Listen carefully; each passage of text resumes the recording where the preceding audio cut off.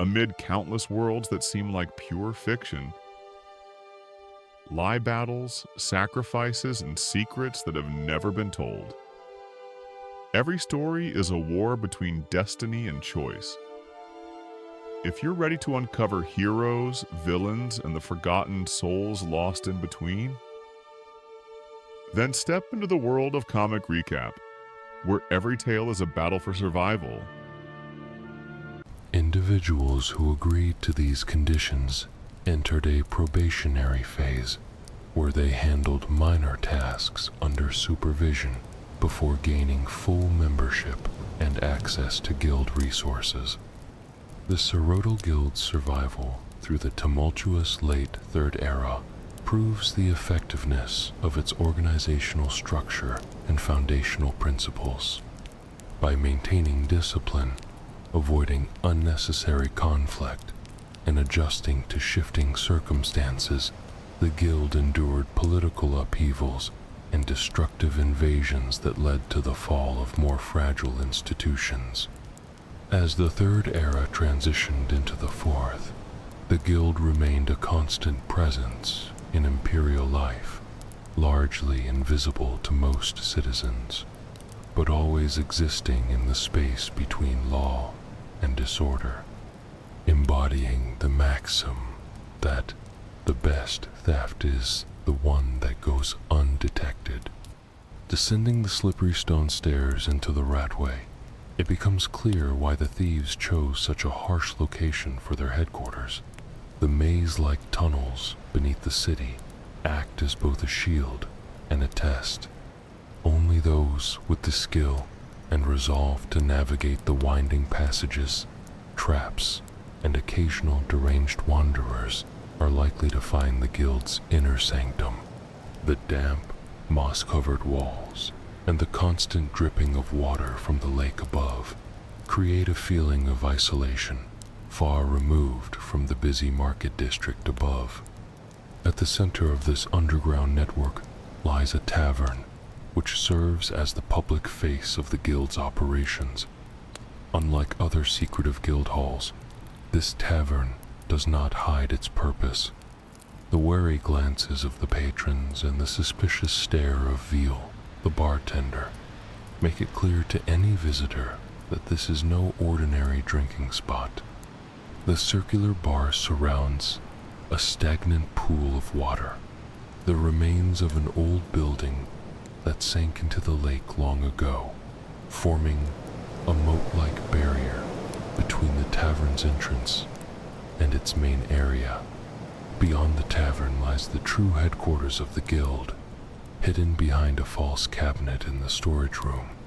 The inner chamber, called the Ragged Flag Cistern, is a large circular space built around a central pool fed by channels from Lake Henrik, housing the Guild's core operations. Along the outer walls are beds, providing members with a permanent residence, safe from patrols and unwanted questions. There are also training areas for skills like lockpicking and pickpocketing, where new recruits can practice under expert guidance. The Guildmaster's desk, positioned on a raised platform overlooking the pool, signifies the hierarchical structure of the organization, even as it has declined. This decline marks a significant chapter in the Guild's history. By the Fourth Era, the Guild's Skyrim branch had fallen into near ruin, its former power and influence shattered. Multiple factors contributed to this downfall, both external and internal. The chaos after the Oblivion Crisis disrupted established criminal networks across Tamriel. The eruption of the Red Mountain in 4E5 severed important ties between the Skyrim and Morrowind branches. The Great War between the Empire and the Aldmeri Dominion further fractured the Guild's operations across regions. However, these external challenges only worsened internal issues that had been brewing for decades. Under Guildmaster Gallus Designius, the Skyrim branch thrived, maintaining influence in key areas. His assassination for E76, orchestrated by his trusted second-in-command, Mercer Frey, marked the start of the Guild's downfall. Although Frey's rise to the leadership position should have ensured continuity, his leadership style was a sharp departure from the Guild's established methods. Unlike Gallus, who nurtured relationships with influential figures and maintained a network of allies, Mercer prioritized short-term gains. His neglect of the Guild's external operations, including vital contacts in outlying areas, caused these connections to deteriorate. During a time of political chaos, a man named Immer Derloth became a key figure in the history of organized theft. Once a merchant whose livelihood was ruined by the unrest, he saw the need to bring order to the city's thieves. Official records link him to a series of carefully planned robberies aimed at corrupt leaders who had gained from the turmoil. Instead of keeping the loot, Derloth shared it with other thieves, gaining their loyalty and laying the groundwork for a structured organization. Derloth's contributions went beyond logistics. He introduced a code of conduct centered on discipline, secrecy, and a strict rule against killing. He is known to have said, "Dead men pay no bribes," recognizing that violence drew unwanted attention and weakened the Guild's ability to manipulate through fear and extortion. This practical mindset became a core principle of Guild operations throughout the region. He established a headquarters in the Imperial City's waterfront district, which served as a hub where thieves could trade goods, share intelligence, and receive assignments. This marked a shift from uncoordinated individuals to a cooperative network with shared goals and resources. The organization might have stayed local if not for the arrival of a mysterious figure known only as the Gray Fox. His identity remains unknown, complicated by the enchanted cowl he wore. Historical evidence shows that he expanded on Derloth's groundwork, turning the city-based group into a province-wide operation. While many believe the Gray Fox founded the Guild, it was actually Derloth. However, the Gray Fox raised it to an empire-wide institution. Under his leadership, branches were set up in major cities across the province, all following the same code, but adapting to local needs. He also strengthened the Guild's spiritual connection to Nocturnal, the deity of darkness and luck qualities vital for a thief. Though Rajan stayed important among some groups, Nocturnal became the Guild's central figure, uniting members from different regions and cultures. A temple in Skyrim became the spiritual heart of Nocturnal's worship within the Guild and housed a mystical portal known as the Ebonmere, linking directly to her realm. It's believed the Gray Fox himself journeyed there to establish this connection, though details remain unclear. What is known is that by the end of the Second Era, Guild members across the land recognized Nocturnal as their divine guide, viewing their work as more than just pursuit of wealth. The Guild's influence spread beyond the province during the later Second and early Third Eras. As the Empire stabilized under new leadership, increased trade and prosperity opened doors for expansion. The Guild first grew in economically connected provinces like High Rock and Hammerfell, later reaching more autonomous areas like Morrowind and Skyrim. This growth wasn't without challenges, as local criminal groups often resisted the Guild's presence. In Skyrim, Nord Honor Thieveshoe followed a code, allowing robbery but forbidding stealth initially, saw the Guild's methods as cowardly. In Morrowind, House Lou's vast smuggling network viewed the Guild as unwanted competition. The Guild's ability to overcome such resistance highlighted the strength of its structure and the appeal of its values. Its core principles took shape during this period of growth. A rule against killing, originally meant to avoid attracting too much attention, eventually became a central ethical line. Members who broke this rule were expelled, or worse, as the guild understood that survival depended on distinguishing theft from violence. The idea of honor among thieves also developed from practicality into a core value. In the beginning, trust was necessary for thieves to work together efficiently. Over time, this evolved into a detailed code of conduct. Stealing from fellow members or interfering with someone else's task became forbidden. These guidelines fostered a sense of brotherhood, setting the guild apart from disorganized criminals. The guild's internal organization also advanced during this time. The role of guildmaster, first held by Durloth in the Imperial City chapter, became the leadership position in each major branch. Supporting roles also emerged: fences to sell stolen goods, trainers to teach new members, and enforcers to uphold guild rules. By the start of the Third Era, the Thieves' Guild had grown into a covert institution, resembling the empire it's present in every province, governed by consistent rules but tailored to local conditions. In areas with strong imperial control, the guild operated more openly, sometimes with semi-legitimate fronts. Where imperial influence was weaker, it stayed hidden and adapted to local criminal customs. Its relationship with law enforcement was based on strategy rather than conflict. The guild often used bribery, or simply avoided officials it couldn't influence. This allowed it to function visibly in many cities, with local authorities pretending to enforce the law while quietly tolerating the guild within certain limits. This balance between crime and partial legitimacy became a defining trait.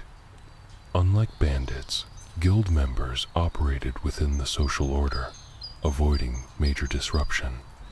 The rule against killing helped maintain this, along with unwritten rules against robbing the poor or damaging critical services.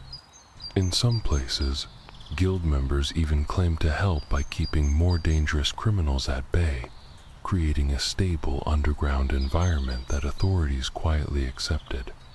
As the guild spread across Tamriel in the late Second and early Third Eras, its spiritual depth grew through its link to nocturnal Thedadric prints associated with stealth and thievery. Records found in hidden locations in Riften, Aba's Landing, and the Imperial City reveal a complex bond between the guild and this divine figure, going beyond simple devotion or ritual. Nocturnal holds a distinct role among the Dritch figures, known by many titles such as the Mistress of Shadows, the Lady of Twilight, and the Unfathomable One. She rules over darkness, night, and lucky elements for those who operate outside the bounds of law. Unlike other Dritch princes who demand overt devotion or blood offerings, her connection with followers is more discreet. She sets no rules, builds no temples, and rarely communicates directly. Her influence is felt through presence and absence, through the shadows and silent pauses between events. Guild texts describe Nocturnal as neither kind nor cruel, but entirely self-serving. This reflects a practical relationship between her and her followers. The guild does not follow her purely out of reverence, but through a mutually beneficial exchange, protection and success in return for service and tribute. This mirrors the guild's business model, built on benefit rather than emotion. Her influence is most evident through the Skeleton Key, an artifact central to guild tradition. Unlike other Dritch relics used for destruction, The skeleton key represents access, chance, and potential core ideals of a thief. It is not just a tool for unlocking physical locks, but symbolizes unlocking hidden abilities and mental barriers. Guild history speaks of legendary leaders who held the key during pivotal moments. One leader used it during a war to breach a noble house's vault, while another reorganized a major guild, using the key's power to empower her followers and establish new bases. Despite these temporary uses, records agree that the key's true resting place is the Twilight Sepulchre in Skyrim. This ancient site, nestled in the forests and rocky terrain of Falkreath Hold, links Nocturnal's realm of Evergloam with the mortal world. At its center lies the Ebonmere, a portal described as an endless source of shadow and fortune. The Ebonmere's link to guild success is a closely guarded secret. Writings from past leaders suggest that when the portal is open, Nocturnal's influence enhances conditions for thieves' darkness deepens. Guards become sluggish, and locks are easier to bypass. When the connection fades, thieves experience setbacks, failures, and increased capture rates, even in well-planned missions. This mystical connection explains the extreme efforts taken to protect the Twilight Sepulchre. The duty of its protection belongs to the Nightingales, an often misunderstood part of the guild's structure. Far from legend or exaggeration, the Nightingales are real and vital, acting as spiritual protectors and the guild's safeguard against internal betrayal. Their origins trace back to the guild's early expansion, when leaders saw the need for a trusted inner circle to uphold the guild's spiritual core and manage the most delicate threats. The first known formation of the Nightingale Triad occurred in the late Second Era. It included the Grey Fox, a master thief known only as Drowsy, and a high elf infiltrator named Seymour, who specialized in magical security. The organizational structure they established has lasted into the present day, always consisting of 3 Nightingales representing the roles of Agent, Sentinel, and Key. The Agent acts as Nocturnal's hand in the world, stepping in when necessary to influence guild affairs. The Sentinel protects both the Twilight Sepulchre and the Ebonmere. The Key is responsible for internal guild security, identifying and dealing with threats from both inside and outside the organization. This triad maintains a balance of power, ensuring no one individual can dominate the others. Becoming a Nightingale requires more than skill or promotion. It involves a formal pact with Nocturnal, performed within the Twilight Sepulchre. Though the details of this pact have changed over time, its essence remains the same. The individual vows to protect the Sepulchre during life and to serve Nocturnal after death by guarding the Ebonmere, before eventually moving on to their final afterlife. This required afterlife service is why Nightingale membership is rare and highly selective. Only those who are willing to delay their passage to realms like Somgard or the far shores would agree to such terms. Those who do usually feel a deep loyalty to the guild and view their extended service as a meaningful sacrifice. Nightingale armor symbolizes their elite status. Made with alchemical materials unique to the Twilight Sepulchre, the armor absorbs light rather than simply appearing dark. It includes enchantments that enhance the wearer's abilities and protect against both magical and non-magical detection.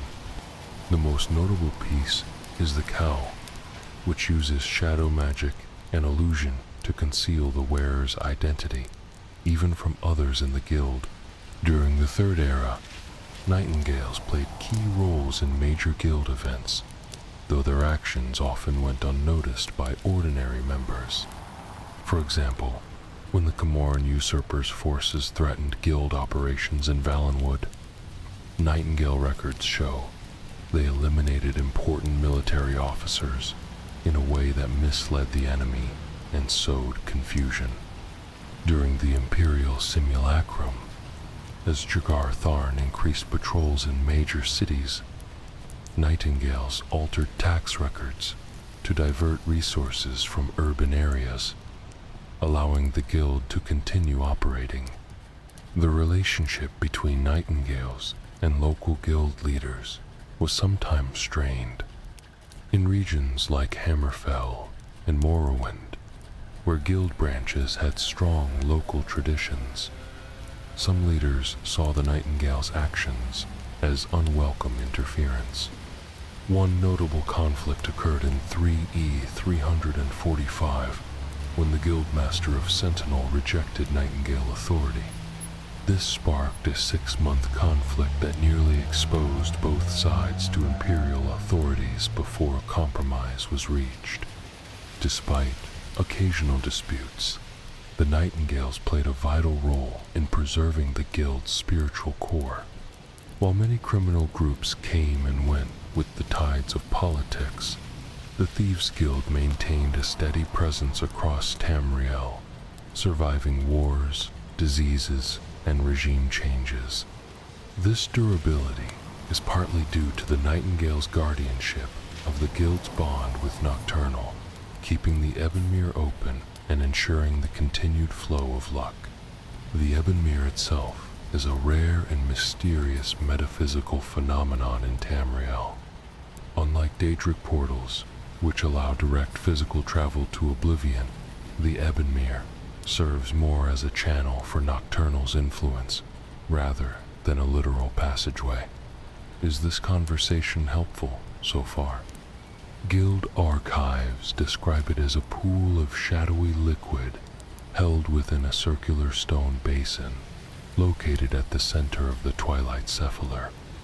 When active, the surface displays rippling patterns resembling constellations, especially the Thief Sign, which becomes most prominent during Nocturnal Summoning Day. The Ebonmere's reach spreads through what are called Shadow Channel's mystical links connecting all dark places throughout Tamriel. Through these channels, Nocturnal's influence and luck flow outward from the Cephaler, impacting every guild activity, every stolen coin, and every quietly unlocked door. This network explains why any disruption at the Cephaler immediately affects guild functions across the continent, regardless of distance. Keeping the Ebonmere functional involves more than simply guarding the Twilight Cephaler. Its power must be periodically renewed through rituals and offerings. Traditionally, valuable stolen goods are given to Nocturnal through the Ebonmere, symbolizing the return of a portion of what her power made possible. These offerings vanish into the shadowy depths, apparently delivered directly to Nocturnal's realm, Evergloam. The most important of these ceremonies takes place during the new moon of Evening Star, when darkness is at its strongest and the boundary between Mundus and Oblivion is thinnest. The Evergloam remains a mystery to most guild members, with only Nightingale writings providing detailed descriptions. These portray a world of constant twilight, where shadows act independently, and starlight falls like rain from a sunless sky. The realm lacks traditional buildings, and instead features spaces defined by light and shadow, where darkness gains shape and presence. Those who have briefly seen it in dreams or visions describe a strange familiarity, as though it embodies the perfect setting for a thief dimly lit enough to move undetected, yet not so dark as to hinder vision. Within this realm, those who served in life and have passed on now act as guardians of Nocturnal secrets. They patrol the borders of her domain, warding off intrusions in safeguarding the flow of luck and shadow into the mortal world. This afterlife role is not one of punishment, but of continued purpose, where their life skills remain valuable in sustaining the organization that once gave them direction. The name Grey Fox is whispered throughout the shadowy history of Cyrodiil, a legendary figure whose true identity was hidden not just by skill but by the enchantments of Nocturnal's cowl. Records from the Third Era recount numerous sightings and deeds attributed to this figure, though the stories often conflict some, describing the fox as tall or short, young or old, male or female, even appearing in different places at once. This confusion stems from the nature of Nocturnal's cowl, a unique artifact that alters perception and memory. Those who see someone wearing it cannot remember their face or link their actions to their true identity. Even written records become altered or vague. This magical concealment allowed each gray fox to act without fear of exposure, their anonymity guarded by more than secrecy. The origins of the cowl date back to a notorious theft in the early Third Era. According to fragmented records kept at the Arcane University, a master thief whose name has been lost over time stole from Nocturnal herself. While she admired the thief's boldness, she was angered by the crime and placed a curse on the cowl, causing anyone who wore it to have their identity completely erased from memory. Ironically, this made it an ideal tool for the guild's leadership. By the time of the Oblivion Crisis, in 3E433, the Grey Fox had become both the undisputed leader of the guild and its most enigmatic figure. Reports from the Imperial Watch show growing frustration with the Grey Fox's actions, especially a string of high-profile robberies targeting the residences of Legion officers and Thalmor diplomats. One officer, Captain Hieronymus Lex, became fixated on catching the Grey Fox, devoting far more resources than would be justified for a typical thief. His obsession ultimately led to his reassignment to Anvil, a move believed to have been orchestrated by the guild through its influence within the Elder Council. During this period, the guild's presence in Cyrodiil reflected its central role in the organization. Unlike the smaller, more contained branches found in other provinces, the Cyrodiilic Guild operated through a widespread network centered around the Imperial City and extending to all major towns. The headquarters, located in the waterfront district, was officially owned by Aslode, according to tax documents. Its modest exterior concealed its true purpose. Inside, a hidden entrance relocated each monthly to the basement, which held meeting spaces, a planning room, and the Grey Fox's private chambers. This headquarters managed the activities of guild branches across the province. Each major city hosted a local guild operation, often disguised as a legitimate business or concealed within other buildings. In Bravil, the guild worked from the back rooms of the Lonely Suitor Lodge. In Scheidenhall, it operated from beneath an abandoned house. In Chorrol, thieves used a series of interconnected attics above the market district. These scattered bases provided resilience. If one was discovered, the rest could continue functioning. The organizational structure in Cyrodiil was more elaborate than in other regions. At the top was the Grey Fox, whose identity remained hidden even from most high-ranking members. Below were the Doyen senior thieves, who either oversaw operations in specific cities or specialized in certain types of theft. Each Doyen managed a network of regular members and informants, creating a compartmentalized hierarchy where individuals only knew their immediate leaders and subordinates. This structure protected against infiltration, as captured members could disclose limited information. However, it also posed coordination difficulties and sometimes led to disputes between doyens. The Gray Fox acted as the ultimate authority in these matters, resolving issues through a mix of leadership, foresight, and, when necessary, calculated force. Beneath the doyens were the regular members, grouped into informal ranks based on their skills and experience. Footpads handled basic pickpocketing and minor thefts. Prowlers specialized in breaking into homes and picking locks. Do you like this personality? Shadowfoots coordinated complex operations involving multiple members. Each role received training from designated experts within the organization to ensure consistent skills and adherence to established methods.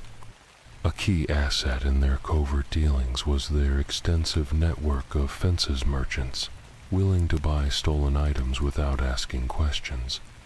Unlike ordinary criminals who might sell goods cheaply, these fences paid fair prices and laundered the merchandise through legitimate businesses.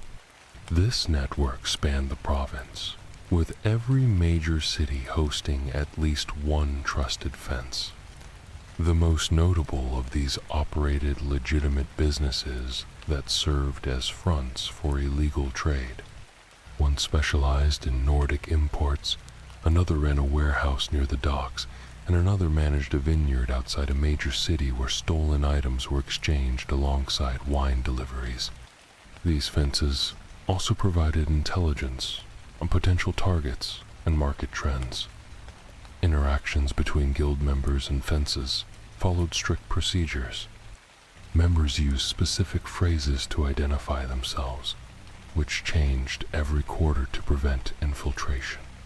Fences kept coded records of all transactions, documenting goods received in the guild's 20% commission from each sale. This commission was the guild's main source of income, used to fund bribes, equipment, and support for members in need. Beyond internal operations, the organization maintained complicated relationships with other groups across the province. One of the most strained was its rivalry with the Fighters Guild, which often turned violent during the Oblivion Crisis. The conflict arose from differing philosophies. The Fighters Guild favored direct action, while the Thieves relied on stealth hand from competition for contracts and influence.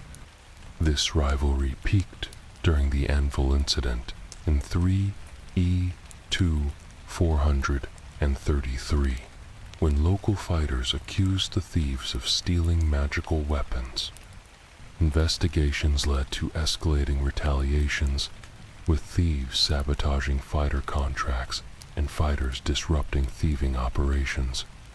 The conflict only ended when evidence revealed a third party had orchestrated the theft to provoke both sides. This discovery led to a brief alliance to uncover the real culprit. The group's dealings with the Imperial Watch were even more complex. Unlike local guards who could be bribed, the Watch operated under tight oversight with standardized procedures and regular rotations to deter corruption. This made them formidable, especially in the Imperial City, where patrols were constant. Rather than trying to bribe the entire Watch, the group used infiltration. Trusted members joined the Watch legally, advancing to roles where they could influence patrols or investigations. Others built connections with specific officers, offering information on dangerous criminals in return for leniency. This strategy created a fragile balance, maintaining the illusion of strict law enforcement while allowing the group to operate as long as it didn't endanger public safety. Watch captains could meet their performance goals by arresting murderers and armed robbers, while quietly tolerating non-violent thieves operating within certain limits. This arrangement worked in favor of both parties. The watch maintained an appearance of effectiveness by targeting truly dangerous criminals, and the thieves' organization continued its activities with minimal interference. However, this unspoken agreement would break down when certain watch officers developed personal grudges against the guild. Captain Lex's relentless pursuit of the Grey Fox was a clear example. Even during the Oblivion Crisis, when his superiors urged him to focus on more urgent matters, Lex dedicated extensive resources to hunting the Thieves Guild, forcing the group to take drastic steps to stop him.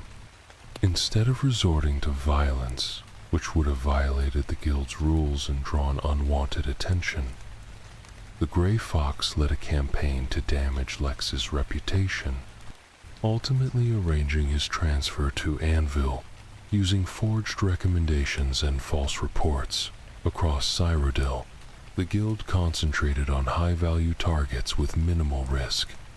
Unlike ordinary bandits, who might attack travelers, guild members specialized in breaking into secure locations, identifying valuable items through detailed intelligence, and stealing them without confrontation. Major heists often required weeks of preparation, including surveillance, creating floor plans, and studying guard patterns and security systems. One of the guild's most profitable skills was document forgery, an ideal fit for an empire that relied heavily on written permissions for activities like tax collection and property transfers. Skilled forgers could replicate nearly any official document, from imperial orders to noble seals. These forged documents were used not only for theft but also for elaborate scams, letting thieves impersonate officials, reroute shipments, or access restricted areas under false identities. The guild operated a secret forgery workshop beneath the market district of the imperial city, where expert forgers trained apprentices in techniques such as paper aging, seal replication, and handwriting imitation. The workshop included paper samples from every major mill in Tamriel, ensuring an exact match with real documents. Special enchantments shielded the forgeries from magical detection, making them almost indistinguishable from authentic papers, even to experienced mages. During the Oblivion Crisis, the guild adjusted its methods to match the evolving situation and seized new opportunities. With Dremora invasions disrupting normal security and drawing guards away from their posts, guild members carried out bold heists in areas that were normally too well defended.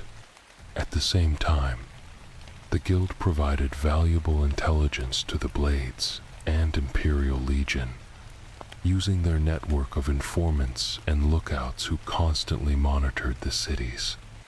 This information helped evacuate civilians ahead of attacks and revealed weaknesses in city defenses before they could be exploited. Though not publicly acknowledged, the guild's contributions during the crisis earned them some degree of tolerance afterward. Count Hassildor of Skinrad was said to have maintained regular contact with the local guild, exchanging protection for intelligence in a deal that saved many lives. The guild's recruitment strategy during this time prioritized quality over quantity.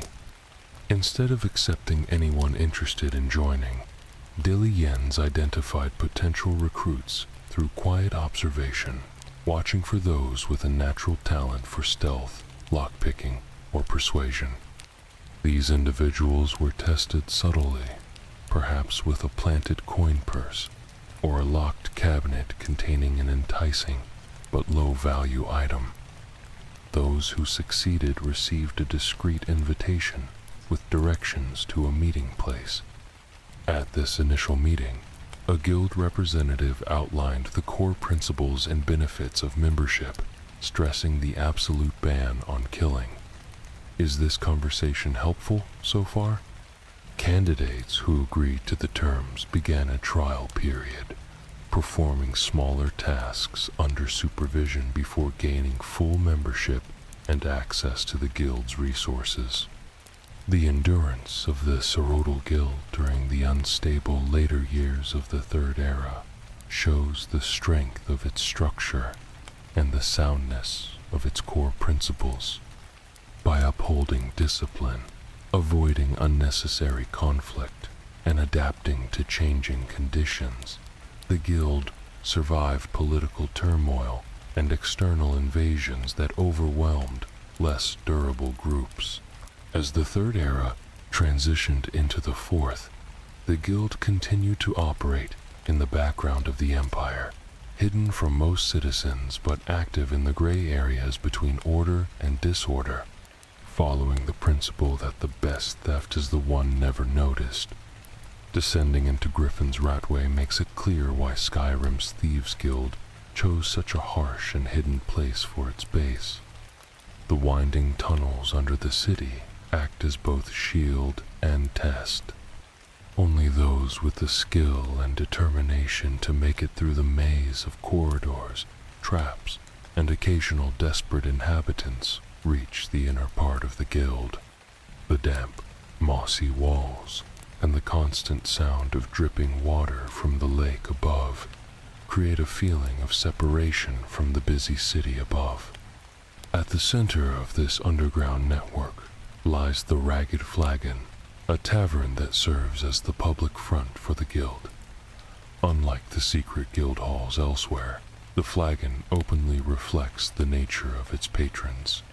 The wary looks from customers and the watchful eye of Veal, the longtime bartender, make it clear this is no ordinary tavern.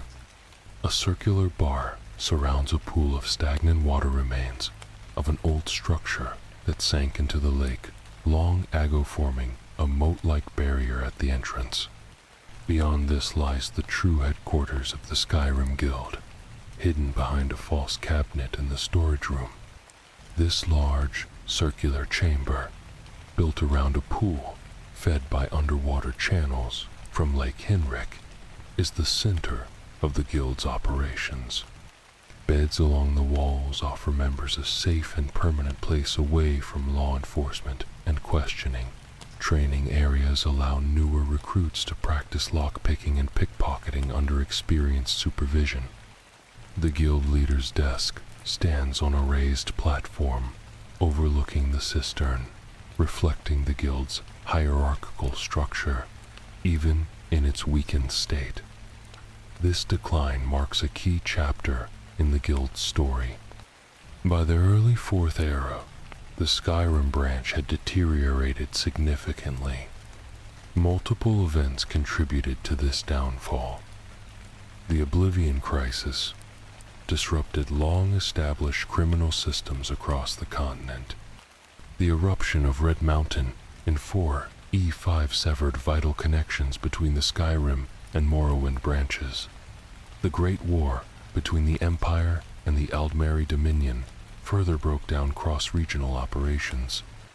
Still, these external pressures only worsened internal problems that had been growing for years. Under Guildmaster Gallus Desidenius, the guild had remained powerful and influential across Skyrim. His assassination in 4E76, carried out by his trusted second-in-command Mercer Frey, triggered a sharp decline. Although Frey's rise to power should have brought stability, his leadership style veered away from the guild's established values. While Gallus had built and maintained strong ties with powerful allies and informants, Mercer focused solely on quick financial gains. He failed to support the fencing networks in distant areas, letting those vital connections deteriorate. Protection agreements with merchants expired without renewal. The most damaging factor, however, was Mercer's embezzlement from the guild's vault, which gradually drained its financial reserves. This left the organization unable to survive tough times or invest in promising opportunities. Equally impactful was the spiritual decline. Unknown to most of the guild members, Mercer's betrayal went beyond theft and murder. As a member of the Nightingales, sworn to protect the Twilight Cephaler and maintain the connection to Nocturnal, his actions directly violated the guild's metaphysical foundation. His theft of the skeleton key from the Cephaler and his abandonment of his duties severed the flow of luck that had supported the guild for centuries. Members began experiencing more frequent failures, arrests, and a growing sense of misfortune, though they were unaware of the true cause.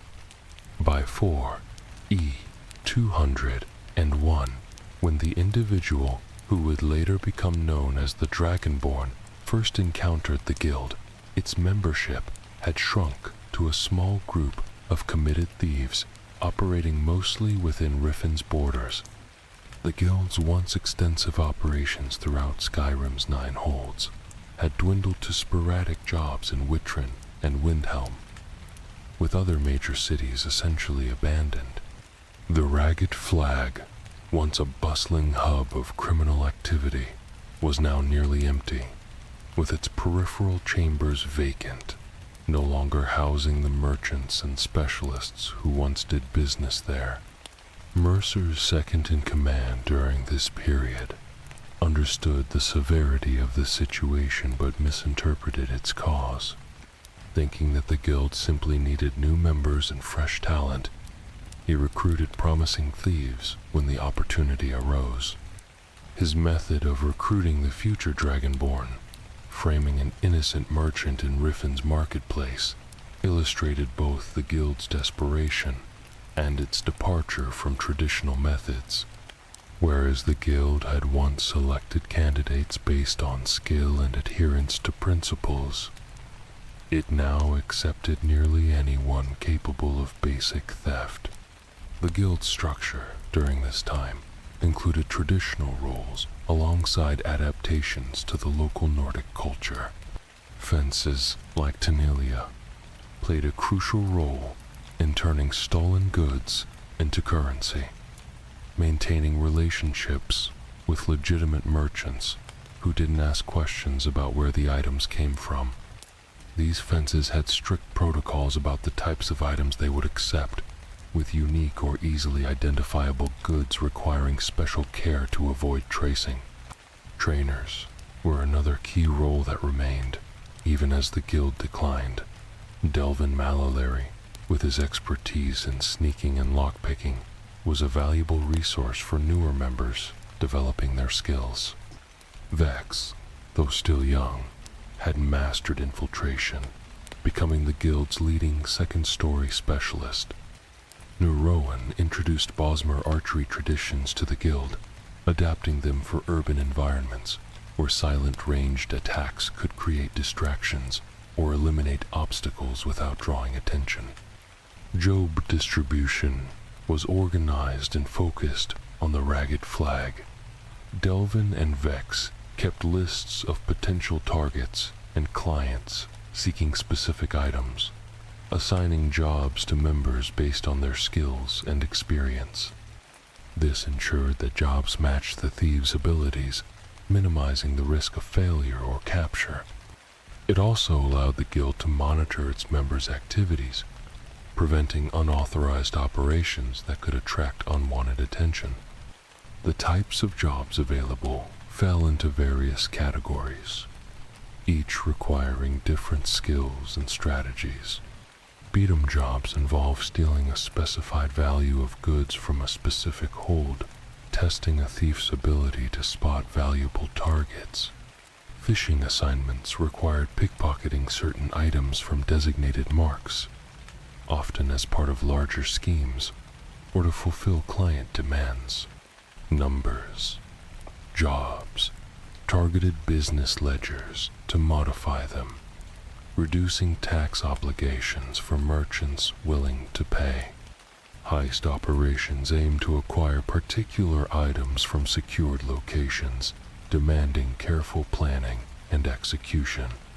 His final encounter with the new Nightingales, deep within Urkunand, ended the cycle of betrayal and opened the door for the Guild's revival. Returning the skeleton key to the Twilight Sepulchre signaled the beginning of the Guild's comeback across Skyrim, with Nocturnal's power once again moving through the shadow networks. Members started to regain the luck that had long eluded them. Jobs were more successful, guards appeared less vigilant, and new opportunities emerged across the region. This shift had as much psychological impact as it did magical. Members regained trust in themselves and the Guild, reigniting the drive needed for bolder endeavors. Under fresh leadership, the Guild quickly restored its influence in major cities beyond Riften. Small operations targeting key businesses laid the groundwork in places like Whiterun, Markarth, and Solitude. Recruitment increased rapidly, with higher standards as the Guild's reputation grew within criminal circles. Specialized traders who had left during the decline began returning, drawn by the improved prospects and eager to associate with the rising organization. The Thieves' Guild in Morrowind stood apart from those in other regions, shaped by the distinct cultural and political setting of Dunmer society. Unlike the centralized models found in Cyrodiil or the single base approach in Skyrim, the Vvardenfell branch functioned as a loose network of corner clubs and trade houses. These operated semi-independently but still acknowledged a provincial guildmaster's authority. The South Wall Corner Club in Balmora was the informal hub of guild activity on Vvardenfell during the late Third Era. Located in the city's working-class district along the eastern bank of the Odai River, the modest two-story building blended into the surrounding Dunmer architecture. Its plain exterior, made of adobe and stone, gave no hint of its importance to the island's criminal underworld. Inside, the establishment looked like a typical Dunmer taverna smoky main room with a central bar and private alcoves for discreet dealings. The owner, Biola Classius, maintained the tavern's lawful front while secretly gathering intelligence for the Guild. His role allowed him to track useful rumors from merchants, travelers, and off-duty guards, identifying both opportunities and potential dangers. Hidden behind the public areas were rooms used for fencing stolen goods, storing loot, and providing temporary shelter for Guild members. What set the South Wall apart was its upstairs office, run by Habasi, a Khajiit who held the title of Master Thief and oversaw Guild activities across the Balmora region. Her leadership highlighted another unique trait of Morrowind's Guild, the significant role played by non-Dunmer in leadership. While native Dunmer controlled much of Vvardenfell's society, the Guild offered advancement to outsiders with exceptional skill, regardless of their background. Other Guild outposts existed in major Vvardenfell settlements. In Aldrun, the Council Club concealed Guild actions under the watch of Redoran power. In Sadrith Mora, Dirty Muriel's Corner Club was a meeting place and information hub for thieves working in Telvanni lands. Bamora's Elven Nation's Corner Club, located in the commercial district, focused on forgery and linked the Guild with more legitimate ventures tied to House Halalu. Each of these locations had a distinct focus and territory, but acknowledged the leadership of Gentleman Jim Stacy, who directed the Guild from his base in Vivek City's foreign quarter. Stacy's leadership allowed local chapters flexibility to respond to their specific circumstances while ensuring they followed the Guild's core values. This decentralized approach developed as a strategic response to Morrowind's fractured political structure. His final confrontation with the new Nightingales in the depths of Urkanand brought the cycle of betrayal to an end, allowing the guild to begin its revival. Returning the skeleton key to the Twilight Sepulchre signaled the start of the guild's recovery across Skyrim. With Nocturnal's power once again moving through the shadows, members saw the return of the luck they had long lost. Their operations began to succeed more often. Guards appeared less alert, and new opportunities emerged throughout the region. This shift had a strong psychological effect as well. Members regained faith in themselves and in the guild, boosting morale for more daring undertakings. Under new leadership, the guild quickly re-established itself in major cities beyond Riften. Strategic influence efforts targeted key businesses, securing footholds in places like Whiterun, Markarth, and Solitude. Recruitment efforts increased, with higher standards reflecting the guild's renewed reputation among the criminal underworld.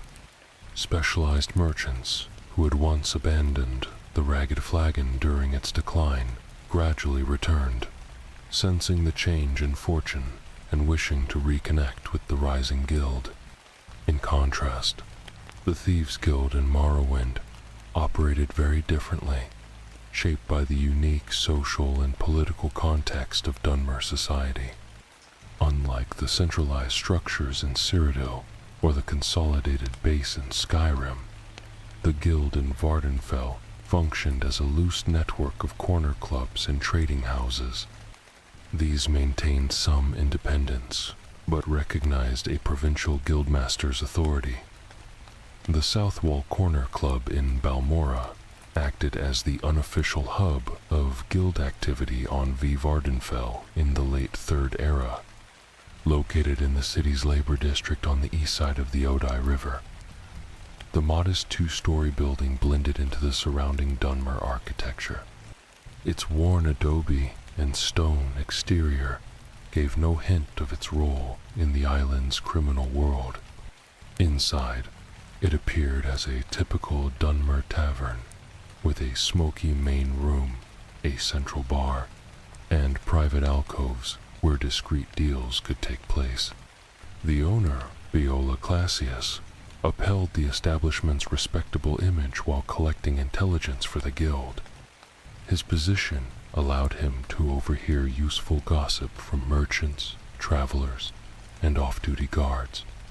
Hidden behind the public areas were rooms for fencing, storage of stolen goods, and temporary lodging for members. What set the South Wall apart was its upstairs office, run by Habasi, a Khajiit master thief who oversaw operations across the Balmora region. Her leadership reflected another unique trait of the Morrowind Guild, the inclusion of non-Dunmer in high-ranking roles. While native Dunmer held power in most parts of Vardenfell society, the guild offered advancement to talented outsiders, regardless of race. Similar guild branches operated in other key towns. In Aldrun, the council club covered guild activities near Redoran-controlled territory. In Sadrith Mora, Dirty Muriel's Corner Club served as a meeting place and intelligence center for those working in Telvanni areas. The Elven Nation's Corner Club in Balmora's commercial zone functioned as a hub for forgery and linked the guild to more legitimate House Lalu interests. Each location had its own focus and regional responsibilities, but acknowledged the leadership of Gentleman Jim Stacy, who directed operations from his base in Vivek City's foreign quarter. Stacy promoted a leadership style that gave local branches freedom to address their unique environments while maintaining core guild values. This decentralized system developed in response to Morrowind's divided political structure. Do you like this personality? Unlike the Thieves' Guild, which prohibited killing and had a diverse membership, the Konatong operated with ruthless precision and allowed only Dunmer to join. They were deeply involved in the slave trade, helping capture and transport captives. The rivalry between these groups went beyond typical criminal disputes. The Conotong saw the Thieves' Guild as outsiders threatening traditional Dunmer values and profits. Their leaders, especially Orvis Dren, pushed for removing all foreigners from Morrowind and restoring control to the native great houses without interference from the Empire. The Thieves' Guild, with its multicultural membership and ties to imperial systems, embodied everything the Conotong opposed. This ideological divide made local disputes far more dangerous.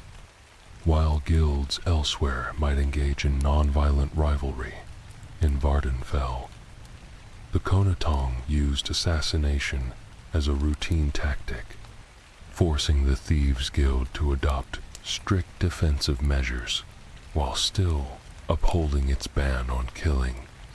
During this volatile time, leadership from Gentleman Jim Stacy was essential. A former Imperial soldier who deserted after witnessing civilian atrocities, Stacy applied military strategies to guild operations. He set up intelligence networks to detect Conotong spies, warning systems to protect members, and contacts within House Lu, who could provide political shelter when needed. Stacy's greatest innovation was creating covert missions that weakened the Conotong without openly linking back to the guild. Instead of robbing Tong-linked businesses, members might alert Imperial Customs about smuggling routes. Rather than direct confrontations, they might exploit house rivalries to bring official investigations on the Tong. These indirect tactics allowed the guild to resist without violating its core principles or risking open retaliation. In Vivec City, the guild's strategic approach was clear. Operations were spread across multiple sites in the Foreign Quarter, making it difficult for enemies to strike a single critical location. The Lizard's Head Tavern acted as a public contact point. A hidden apartment in the Canal Works handled document forgeries. The Black Shulk Corner Club was used to sell high-value items. By dividing these functions, the guild protected its presence in the city. The Foreign Quarter's diverse population offered excellent cover, with travelers and traders from all over Tamriel passing through. Members could work discreetly without drawing suspicion. The area's tolerance for non-Dunmer made it easier for the guild's mixed group to move freely. Beyond Vivec and Balmora, the guild had smaller outposts across Vardenfell. In Genesis, they operated out of a room in the Madak trade house, intercepting valuable ore from the nearby egg mine. In Pelagiad, they used the halfway tavern to target valuables brought by settlers. Even in remote Margan, a contact named Ingoth ran a small operation focused on relics from Dwemer ruins. The guild's connection to House Lu was especially significant, offering both potential support and danger. Do you like this personality? Unlike the Thieves' Guild, which forbade killing and included members from various backgrounds, the Conotong operated with ruthless efficiency and accepted only Dunmer members. The group was heavily involved in the slave trade, aiding slave hunters and profiting from moving captives between markets. The conflict between these two organizations went beyond typical criminal rivalry. The Conotong saw the Thieves' Guild as outsiders disrupting traditional Dunmer customs and economic interests. Their leaders, especially Orvis Dren, pushed for removing all foreigners from Morrowind and restoring local rule without interference from the Empire. The Thieves' Guild, with its diverse membership and ties to imperial systems, stood for everything the Conotong opposed. This ideological divide turned basic turf wars into something far more dangerous. While thieves' guilds in other provinces might compete non-violently with rivals, members in Vardenfell faced deadly threats, as the Konatong viewed assassination as standard practice. To counter this, the guild had to adopt protective strategies that still respected its no-killing rule. Leadership during this tense time fell to Gentleman Jim Stacy, a former Imperial soldier who left the army after witnessing atrocities. He brought military tactics to guild operations, setting up intelligence networks to detect Konatong spies, early warning systems for raids, and communication lines with supportive members of a local house who could offer political protection. Stacy's most effective strategy involved launching covert missions designed to harm Konatong interests without directly tying back to the guild. Instead of robbing Tong-linked businesses, members passed information to Imperial authorities or exploited house rivalries to attract legal pressure on the Konatong. These methods allowed the guild to resist without breaking its code or risking direct retaliation. In Vivek City, the guild avoided having a single base of operations. Instead, it spread its activities across several locations in the Foreign Quarter. The Lizard's Head Tavern served as a public meeting spot. A plain apartment in the Canal Works housed the forgery team. High-value goods were moved through the Black Chalk Corner Club. This decentralization ensured that no single raid could cripple guild activity. The diverse population in the Foreign Quarter also helped the guild operate unnoticed. With a constant flow of merchants, travelers, and adventurers, the guild's mixed membership could work more freely than in Dunmer-only areas, where outsiders were more scrutinized. Outside Vivek and Balmora, the guild ran smaller operations across Vardenfell. In the mining town of Genissus on the northwest coast, they used a back room in the Madak trade house to intercept valuable raw materials from a nearby egg mine. In Pelajod, their presence was based in the Halfway Tavern, where members targeted goods brought by Imperial settlers. Even in the remote town of Margan, an associate named Ingoth ran a modest operation dealing in artifacts from nearby Dwemer ruins. The guild's relationship with a certain local house was especially significant, offering both potential support and serious danger. As the most empire-aligned of the major houses, Lu maintained extensive trade networks across the empire and dominated much of Vardenfell's lawful commerce. This naturally opened doors for guild activities wherever valuable goods were exchanged. Theft often followed. More importantly, Lu's practical style of leadership made its officials vulnerable to bribery and extortion, giving the guild influence when legal issues arose. Still, the relationship was always tense.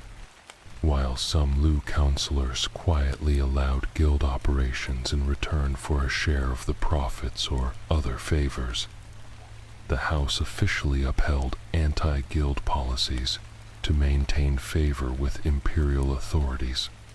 This created a delicate balance, requiring guild members to stay informed about which Lu officials were open to negotiation and which would strictly enforce the law. This knowledge had to be constantly updated due to shifting political alliances. Later in the Third Era, Vardenfell's designation as a temple preserve added further complications. The tribunal temple had its own guards and legal system, separate from both imperial and house control, creating another enforcement body to avoid. Temple treasuries, filled with relics and offerings, were tempting but dangerous targets. Religious significance made such thefts especially risky, with captured thieves facing severe punishments. Most guild members avoided temple targets for this reason, viewing the risk as too high.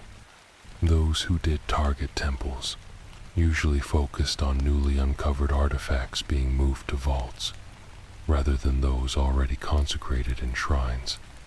This strategy reduced both the difficulty of the theft and the severity of punishment if caught, enabling profit from temple excavations without openly defying religious authority.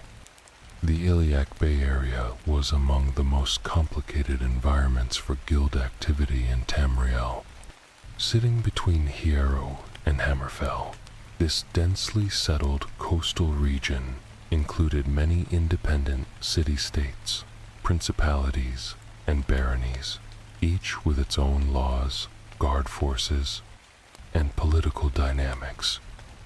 Around the time of the Warp in the West, in 3E 417, the guild in this region adopted a fragmented structure that reflected the region's political divisions. In High Rock, the guild wasn't a single organization, but a confederation of semi-independent chapters tied to specific city-states. One of the most advanced chapters, located in Wares, operated from a network of converted sewers and storage areas beneath the city's busy market. Members in Wist focused on what they called aristocratic acquisition-stealing heirlooms, documents, and jewelry from noble families. These operations required not only stealth but also deep knowledge of family trees, court politics, and elite social events. In contrast, Daggerfall's guild chapter integrated itself into the city's merchant class rather than staying hidden. It owned several legitimate businesses, including a shipping office near the port, a pawn shop in the commercial area, and a luxury clothing store serving the upper class. These served both as covers for illegal activities and sources of information on potential targets. This blending of legal and illegal operations made it hard for local authorities to tell the difference between lawful and unlawful dealings. Sentinel, positioned between Hierrock and Hammerfell, had a chapter that took advantage of the city's trade hub status. Instead of focusing on theft or pickpocketing, this group specialized in cargo manipulation, altering shipping records, diverting deliveries, and skimming valuable goods from storage. The chapter used a network of informants in the harbor to alert them of high-value shipments, allowing them to plan targeted. Unlike imperial provinces with centralized control, the city-states of Hierrox were constantly involved in shifting political alliances. The guild took advantage of this instability by offering specialized services to each ruling family, services that went beyond theft to include espionage, blackmail, and retrieving sensitive documents from rival courts. These activities intensified in the lead-up to the Warp in the West, as tensions escalated between the major powers in the region: Daggerfall, Sentinel, Rist, and Orsinium. As conflict grew, so did the demand for the guild's services. Noble families commissioned thefts of strategic intelligence. Merchant groups employed guild operatives to disrupt rival businesses.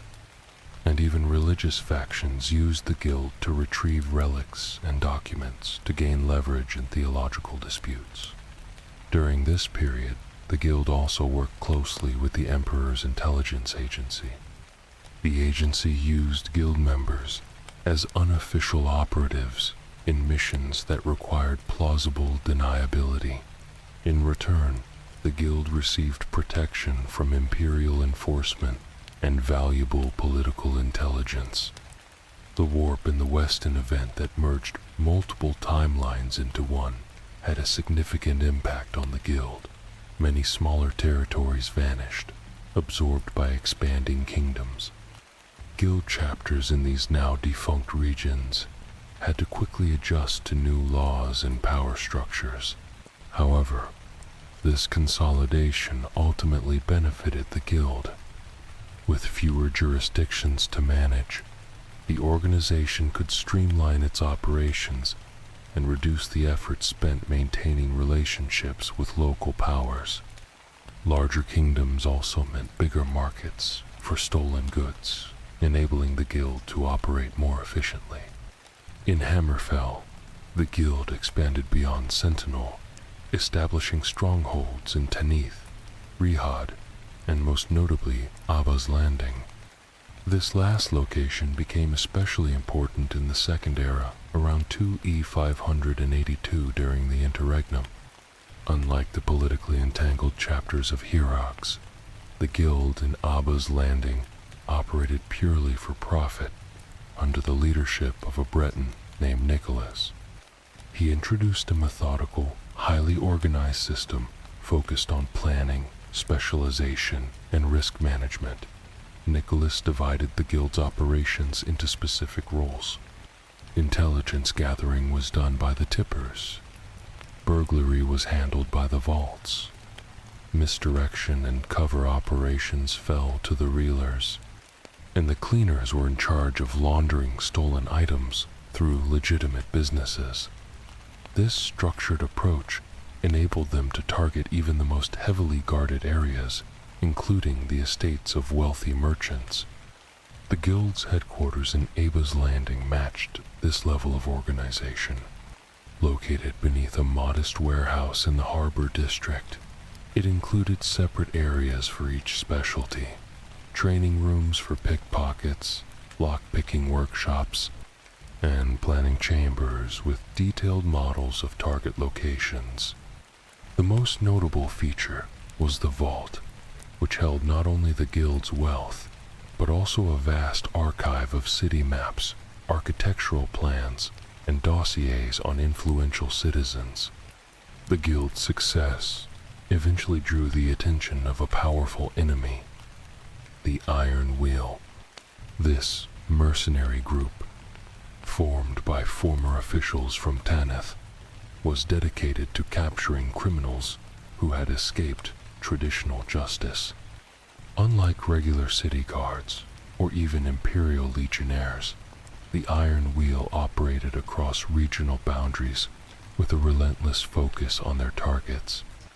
Their pursuit of the guild in Abba's Landing began after a high-profile robbery targeting a wealthy merchant connected to the nobility of Tanith.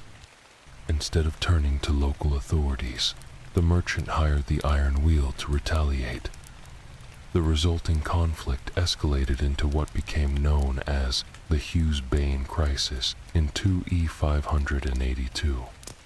Under the leadership of Chief Inspector Rannick, the Iron Wheel launched a major assault on the guild's headquarters, capturing or eliminating many of its members and forcing the rest into hiding. The operation nearly wiped out the guild, leaving only a few members to carry on its work. To recover, the guild had to abandon its previous structured approach.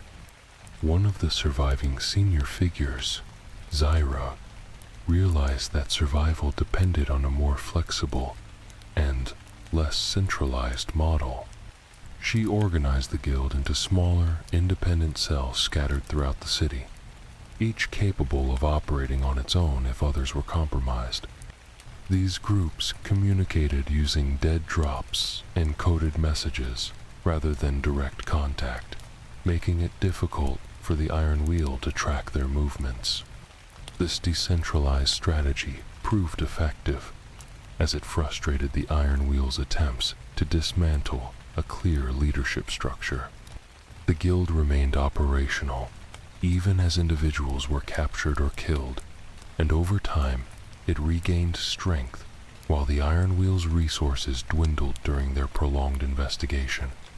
During this period, the guild shifted its focus from large-scale theft to survival and intelligence gathering.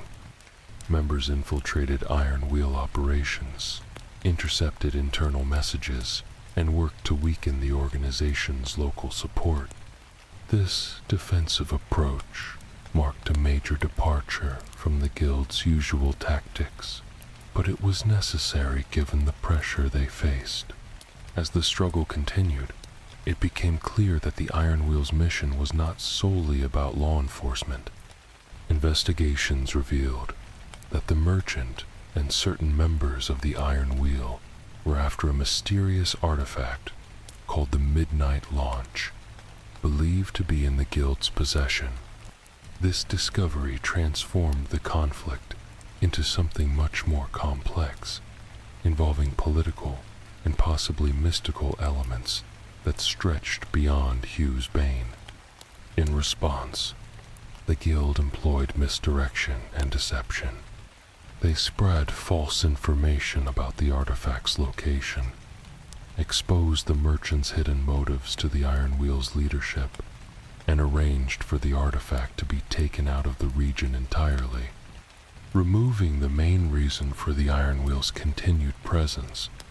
This strategy relied not on confrontation, but on the Guild's strengths, intelligence, manipulation, and strategic planning. By the time the Iron Wheel realized they had been misled, their resources were exhausted, and their political backing weakened. Though the investigation was never officially closed, its intensity declined, allowing the Guild to gradually resume normal operations. The Guild's experience with the Iron Wheel left a lasting impact on similar organizations across Hammerfell. Other chapters adopted a combination of the original structured approach and Zyra's adaptable network, creating hybrid systems that maintained efficiency while resisting targeted crackdowns. The use of multiple, compartmentalized headquarters became standard practice throughout the region. Outside major cities, the Guild operated in smaller towns across the Alakar Desert and the Dragontail Mountains, focusing on specific opportunities rather than permanent bases. In one such town, Guild members specialized in relieving wealthy pilgrims of their offerings as they visited a famous local temple. During a time of great upheaval, Amor Durloth rose to prominence in the history of organized thievery. Once a merchant whose business was ruined by political unrest, Durloth saw the need for structure among the city's thieves. Official records link him to a series of well-planned robberies aimed at corrupt officials who had taken advantage of the chaos. Instead of keeping the loot, Durloth shared it with other thieves, securing their loyalty and laying the groundwork for a formal hierarchy. His contributions went beyond structure. He introduced a guiding philosophy. He created the first official code for his followers, focusing on discipline, secrecy, and a strict ban on killing. He is said to have told his followers that dead men can't be bribed, recognizing that violence brought unwanted attention and weakened the Guild's ability to use fear and manipulation. This practical mindset became central to how the Guild operated across the region. Durloth set up a headquarters in the Imperial City's waterfront district, which served as a refuge and hub for exchanging information, selling stolen goods, and receiving missions. This centralized model marked a shift from individual thieves working alone to a collective effort where everyone contributed to and benefited from the same organization. The organization might have remained a local force if not for the arrival of the enigmatic figure later known as the Grey Fox. His true identity remains a mystery, further obscured by the magical cowl he wore. However, historical accounts confirm that he expanded on Durloth's foundation, transforming the Guild from a city-based group into a province-wide network.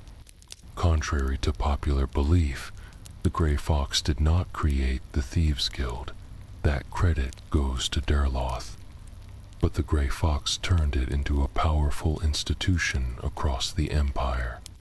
Under his leadership, guild branches were set up in major cities across the province, all following the same code and structure while adjusting to local environments.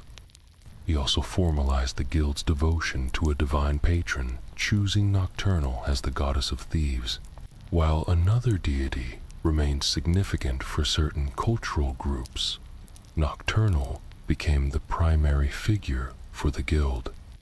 This decision was both spiritual and practical. Her dominion over darkness and luck made her an ideal patron, and as a Daedric prince, she transcended regional and cultural boundaries, helping unify guild members throughout the land. A sacred location in Skyrim, known as the Twilight Sepulchre, became the heart of nocturnal worship for the guild and housed the Ebonmere, a direct link to her realm.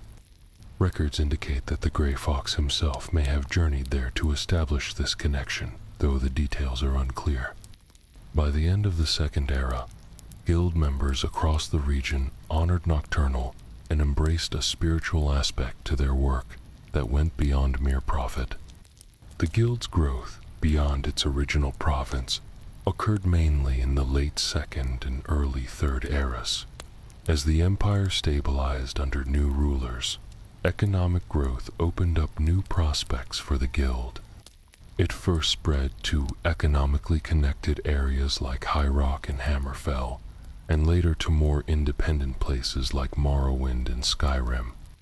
This expansion faced resistance from pre-existing criminal groups in many areas.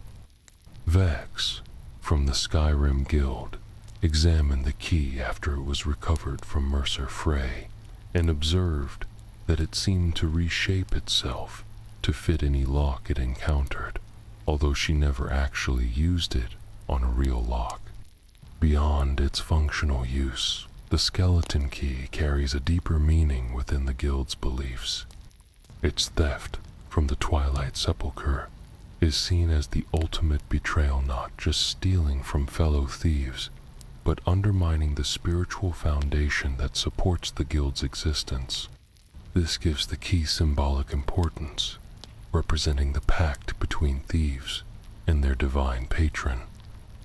Despite its significance, most guild operations still rely on regular lockpicks. Members usually carry several sets, concealed in their gear sewn into clothing seams, hidden in hollow boot heels, or disguised as jewelry. This ensures that even if caught and searched by guards, a skilled thief can still find a way to escape. The Riften Guild's training program includes exercises on retrieving these hidden tools while restrained, a skill that has helped many avoid lengthy imprisonment. While lockpicks address physical locks, thieves face other challenges that require specialized gear. The blackjack, a leather weapon filled with lead shot or sand, offers a non-lethal way to deal with guards or witnesses. It's designed to knock out targets without killing, in line with the guild's rule against murder. Using it effectively demands knowledge of anatomy. Striking the wrong spot can either fail to incapacitate or cause accidental death, both unacceptable outcomes. The Bravel Guild developed an enhanced version of the blackjack during the late Third Era, adding a small reservoir of diluted sleeping potion to the striking end. This allowed targets to be knocked out with less force and remain unconscious longer. Though this innovation spread to many guild branches, the more traditional Skyrim chapters dismissed it as unnecessarily reliant on alchemy.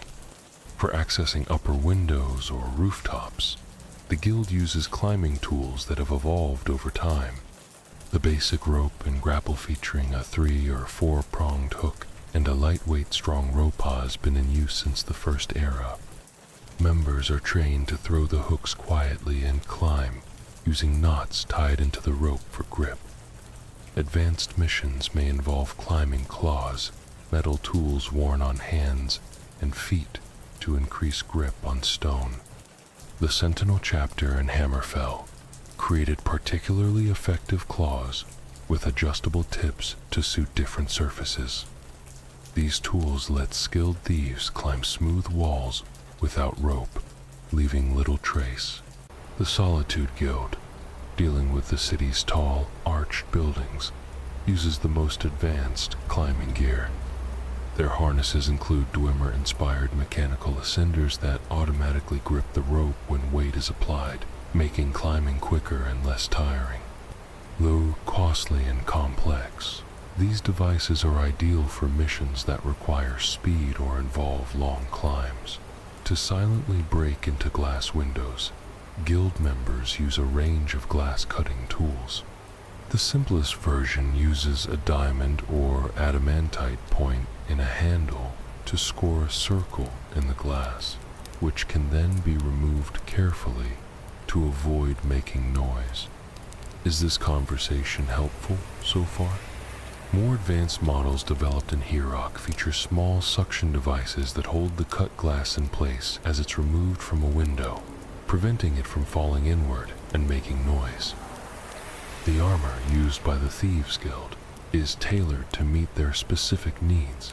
Unlike warriors who prioritize full protection, thieves require gear that balances defense, flexibility, and silence. The standard armor used by the guild in most regions is made from soft leather treated with special substances to reduce sound. The leather is processed with wax and oils to eliminate creaks during movement. Reinforcement is only added at vital points, knees and elbows for impact protection, and forearms to deflect minor strikes during escapes. The most distinctive armor is the Nightingale suit, worn only by a select trio of thieves who serve directly under Nocturnal. This suit represents the highest level of thieving gear. Its material is unlike leather or fabric, seemingly absorbing light rather than just appearing dark. The suit is enchanted to silence movement more effectively than any spell or potion, and it also enhances night vision and masks body heat to avoid magical detection. The armor includes several unique design elements beyond its magical properties. The hood uses shadow and illusion magic to obscure the wearer's face, even in direct light. The gloves have ultra-fine wire reinforcements that help with climbing while still allowing precise hand movements.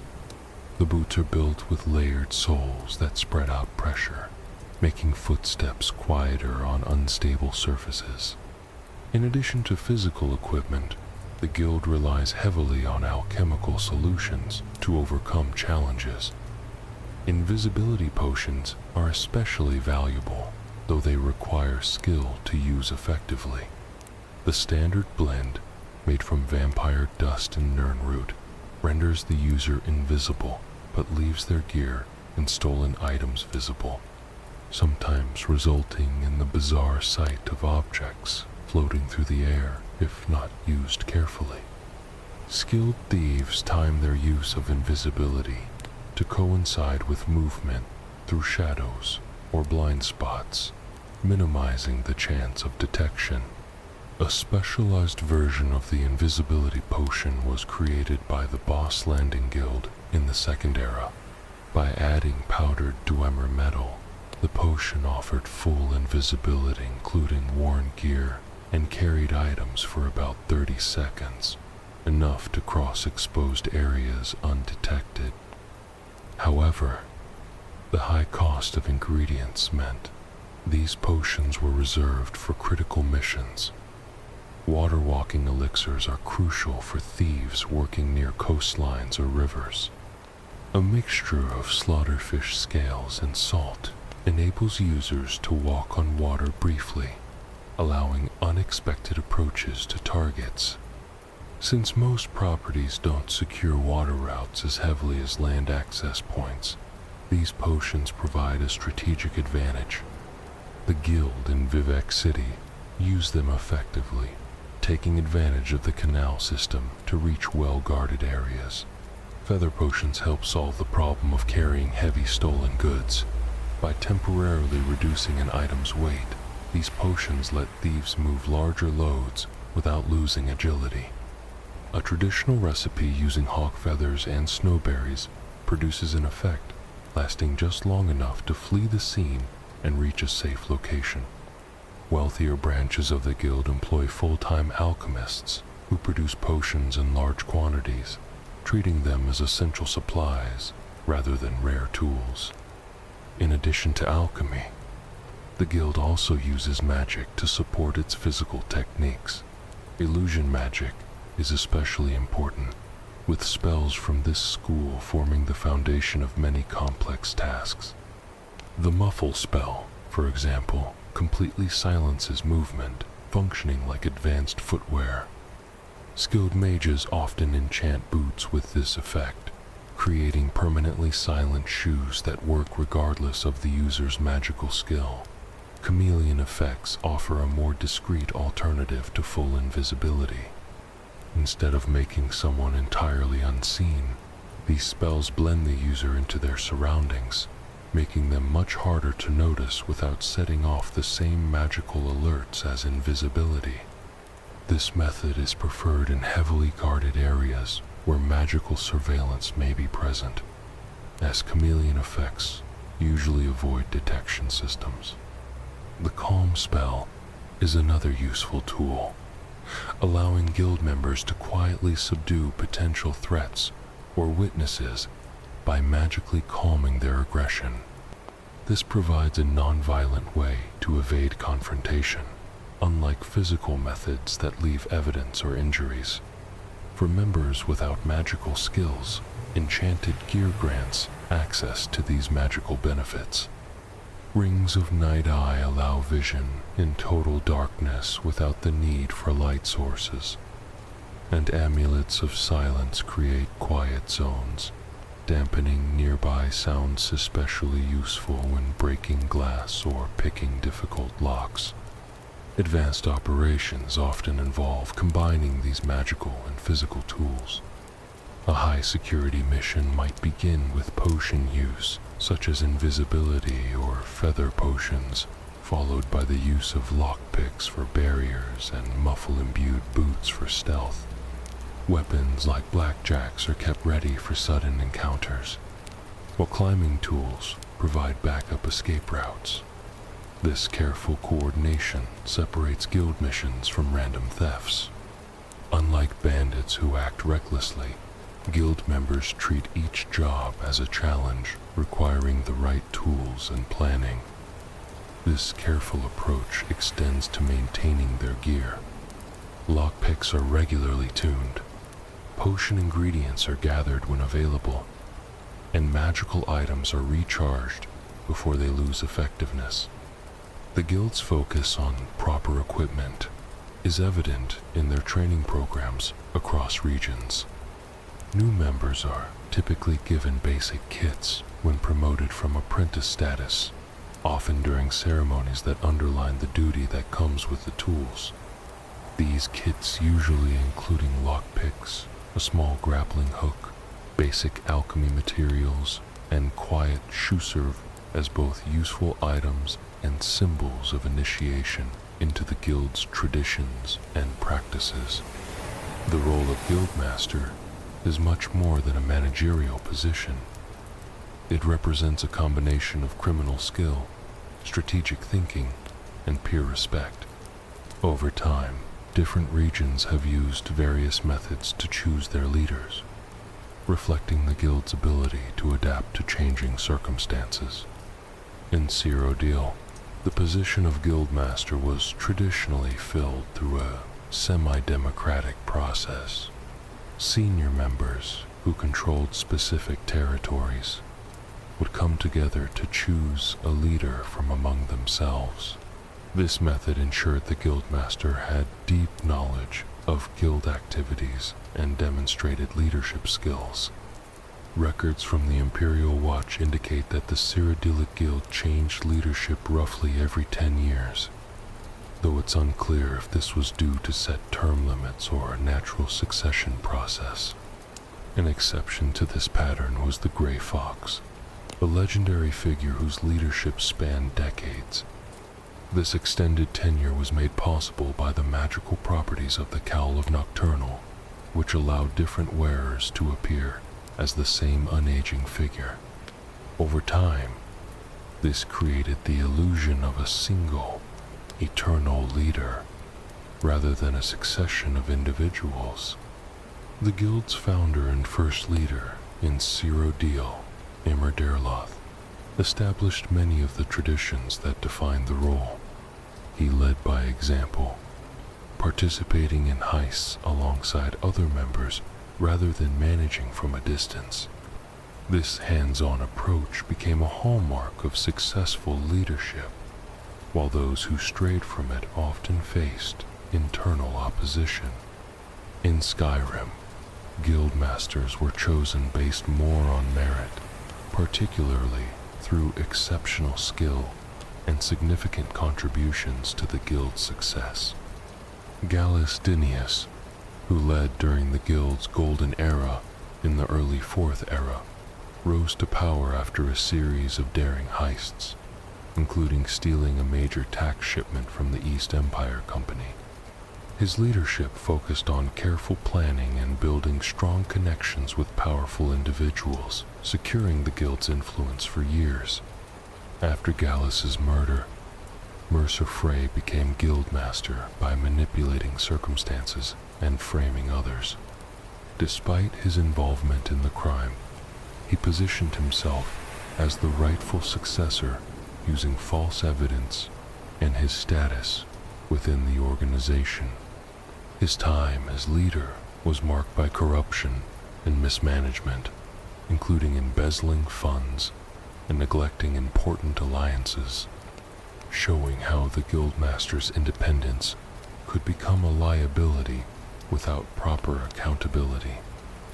The Morrowind branch had the most structured leadership model, shaped by the region's complex political climate. Under the leadership of Gentleman Jim Stacy, the Vardenfell Guild operated with a clear hierarchy guided by a document known as the Grey Ledger. Advancement required formal testing, performance reviews, and an understanding of the local culture. The title of Master Thief served as a stepping stone toward Guildmaster status, offering a transparent path for aspiring leaders. Below the Guildmaster, various lieutenant positions handled the Guild's day-to-day operations across all provinces.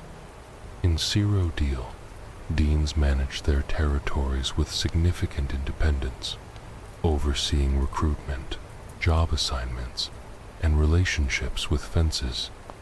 The nature of interaction between Deans and regular members varied by location. Some maintained strict authority, while others, such as those in Skyrim, adopted a more team-oriented structure.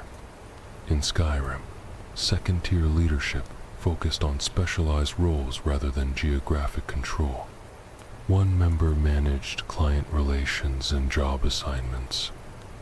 Another identified targets and planned infiltrations. A third oversaw recruitment and candidate evaluation, and another maintained fence connections throughout the region. This role-based structure allowed the guild in Riften to extend its operations across Skyrim without needing permanent outposts in every area. The fence network is one of the guild's most important institutional assets and a key part of its economic system. Unlike unaffiliated thieves who are forced to sell stolen goods at steep discounts to shady dealers, guild members benefit from an organized laundering system that turns stolen items into clean gold at prices close to their actual value. This system includes a range of front-spawn shops, general stores, and specialized traders linked by their willingness to buy stolen goods without asking questions. During the guild's resurgence in the Fourth Era, the network in Skyrim was managed by a strict overseer who enforced detailed procedures for adding new members. New fences were subject to intense background checks to confirm they weren't undercover agents or spies from rival groups. Once cleared, they were trained in recognizing item origins, accurately pricing unusual goods, and maintaining believable deniability if confronted by law enforcement. The most trusted members received protection and first access to high-value items in return for their loyalty. The guild's economic structure changes from province to province, but generally includes more than just income from theft. The main source of revenue comes from a commission on fenced items, usually 20–25% of the sale value, which is divided between the guild's treasury and the fence's personal earnings. Merchants in guild-controlled areas often pay for protection to avoid becoming targets, providing a stable source of income. Additional revenue comes from services like document forgery, security advice, and discreet delivery of questionable items. Over time, the guild's financial operations became more advanced. In earlier periods, coins were stored in hidden vaults beneath guild headquarters. By the Third Era, more sophisticated methods appeared. Some branches formed ties with imperial banks, opening fake accounts where money could be stored more securely than in vaults. Operations in one coastal region went even further, creating a form of underground banking that allowed members to deposit money in one place and withdraw it in another, useful for those needing to leave town quickly after a job. Despite regional differences, initiation rituals into the guild remain fairly consistent across provinces. These usually involve a planned theft that proves a candidate's skill and commitment to guild values. In one area, recruits face a challenge known as the beggars, test stealing a specific item from a wealthy individual and placing it in a beggar's possession without being noticed. This evaluates not just theft ability, but the control and precision valued by the guild. Another region's process changed under new leadership to focus on public demonstrations. A typical example involved framing a business rival in a marketplace setting. These tests served a dual purpose, assessing the recruit's skills while also advancing guild interests by removing competition. However, the public nature of these tests brought higher stakes, as failure could lead to arrest without help from the guild, ensuring only capable candidates would attempt them. One branch had the most elaborate initiation system, reflecting local emphasis on tradition. Candidates went through 3 distinct trials: the silent step, the empty hand, and the unseen shadow. These standardized challenges allowed for objective evaluations, free from personal bias. Progression within the organization varies between regions. In some branches, members advance through official ranks such as footpad, prowler, cat burglar, and shadow footby, completing increasingly challenging tasks designed as promotion tests. Achieving the rank of Shadowfoot usually requires years of commitment and numerous high-value thefts. In Skyrim, the guild moved away from structured ranks under Gallus, opting instead for a flexible system based on individual contributions. Members who regularly brought in valuable loot or completed difficult missions earned higher status, access to better jobs, and larger portions of profits. However, this merit-based system deteriorated under Mercer Frey, who favored certain individuals regardless of their performance, contributing to the guild's decline. In another province, the organization adopted a system reflecting the local emphasis on social hierarchy. Members received noble-style titles like Acquisitor, Procurer, Master Acquirer, and Grand Acquisitor, with promotions marked by elaborate ceremonies.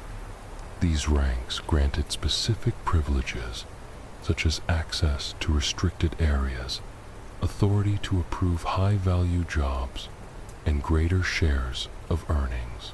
The guild's approach to discipline is pragmatic and less violent than other criminal groups. Unlike factions known for deadly reprisals, this organization avoids lethal punishment, even for serious violations, to reduce attention from law enforcement and maintain its image as a professional outfit. Minor offenses like taking an excessive share from a job, neglecting dues, or operating in another's territory are usually met with fines or temporary access bans. Repeat violations can result in a punishment known as the Beggar's Month, during which the offender must forfeit all stolen goods for a month, but still pay regular dues, effectively working solely for the guild. Severe breaches such as informing authorities or stealing from other members lead to expulsion, blacklisting, and the circulation of the offender's identity, ending their involvement in organized theft. These individuals are placed on the gray list, marking them as enemies of the guild across all provinces. The harshest punishment used for top-level betrayal is called the ghost treatment. This involves erasing the offender from all records, placing a bounty on any items they possess, and rendering them unable to sell stolen goods. Though not directly harmed, the individual is left in a position where survival within the criminal world becomes nearly impossible. One exception to the guild's non-lethal policy was the case of Mercer Frey. His theft of a key artifact and the murder of a high-ranking member posed a critical threat to the guild's core relationships, justifying extreme measures. Even then, leadership preferred capture over execution, and his death occurred as a consequence of his own actions during a confrontation. A distinct group within the guild, the Nightingales, operates outside the normal hierarchy. Comprised of 3 roles, Agent, Sentinel, and Keithy, act independently and only intervene when the guild's fundamental values or alliances are at risk. This structure provides oversight of leadership without disrupting daily operations, ensuring stability while allowing intervention in times of crisis. The guild has always maintained a careful balance between centralized control and local independence. Regional leaders were allowed to adjust their operations to fit local conditions while still adhering to core principles such as a ban on killing, fair treatment of members, and respect for territorial boundaries between branches. This adaptable structure helped the organization survive political turmoil, wars, and magical disasters that destroyed more rigid groups, making it one of the longest-standing criminal networks in Tamriel. Despite occasional losses in specific regions, one of its boldest acts was the theft of an Elder Scroll from the Imperial Palace. Unlike ordinary thefts focused on valuables, this mission required breaching what was considered the most secure site in Tamriel, the restricted archives of the White Gold Tower, where the Elder Scrolls were kept under constant protection by the Imperial cult. The operation began with months of covert surveillance. Documents later found in a hidden location describe how 3 guild members posed as scholars to gain access to the public library. Over time, they observed guard routines, located weaknesses in the structure, and studied the magical defenses surrounding the scrolls. These magical barriers were the most difficult challenge. The scrolls were secured with ancient enchantments created by the Alessian Order, designed to sound alarms if disturbed. Instead of trying to break these spells, the guild devised a way to temporarily shift the enchantments onto a replica scroll. This decoy, made from specially prepared animal hide and enhanced with illusion magic, would keep the magical defenses active long enough for the real scroll to be taken without detection. Crafting the decoy required rare materials and skills beyond what the guild typically had. Historical accounts suggest that the Grey Fox arranged a deal with a former Mages Guild member who had been expelled for unethical research. This individual provided the necessary knowledge and rare soul gems to replicate the scroll's magical signature, which would last about 12 hours.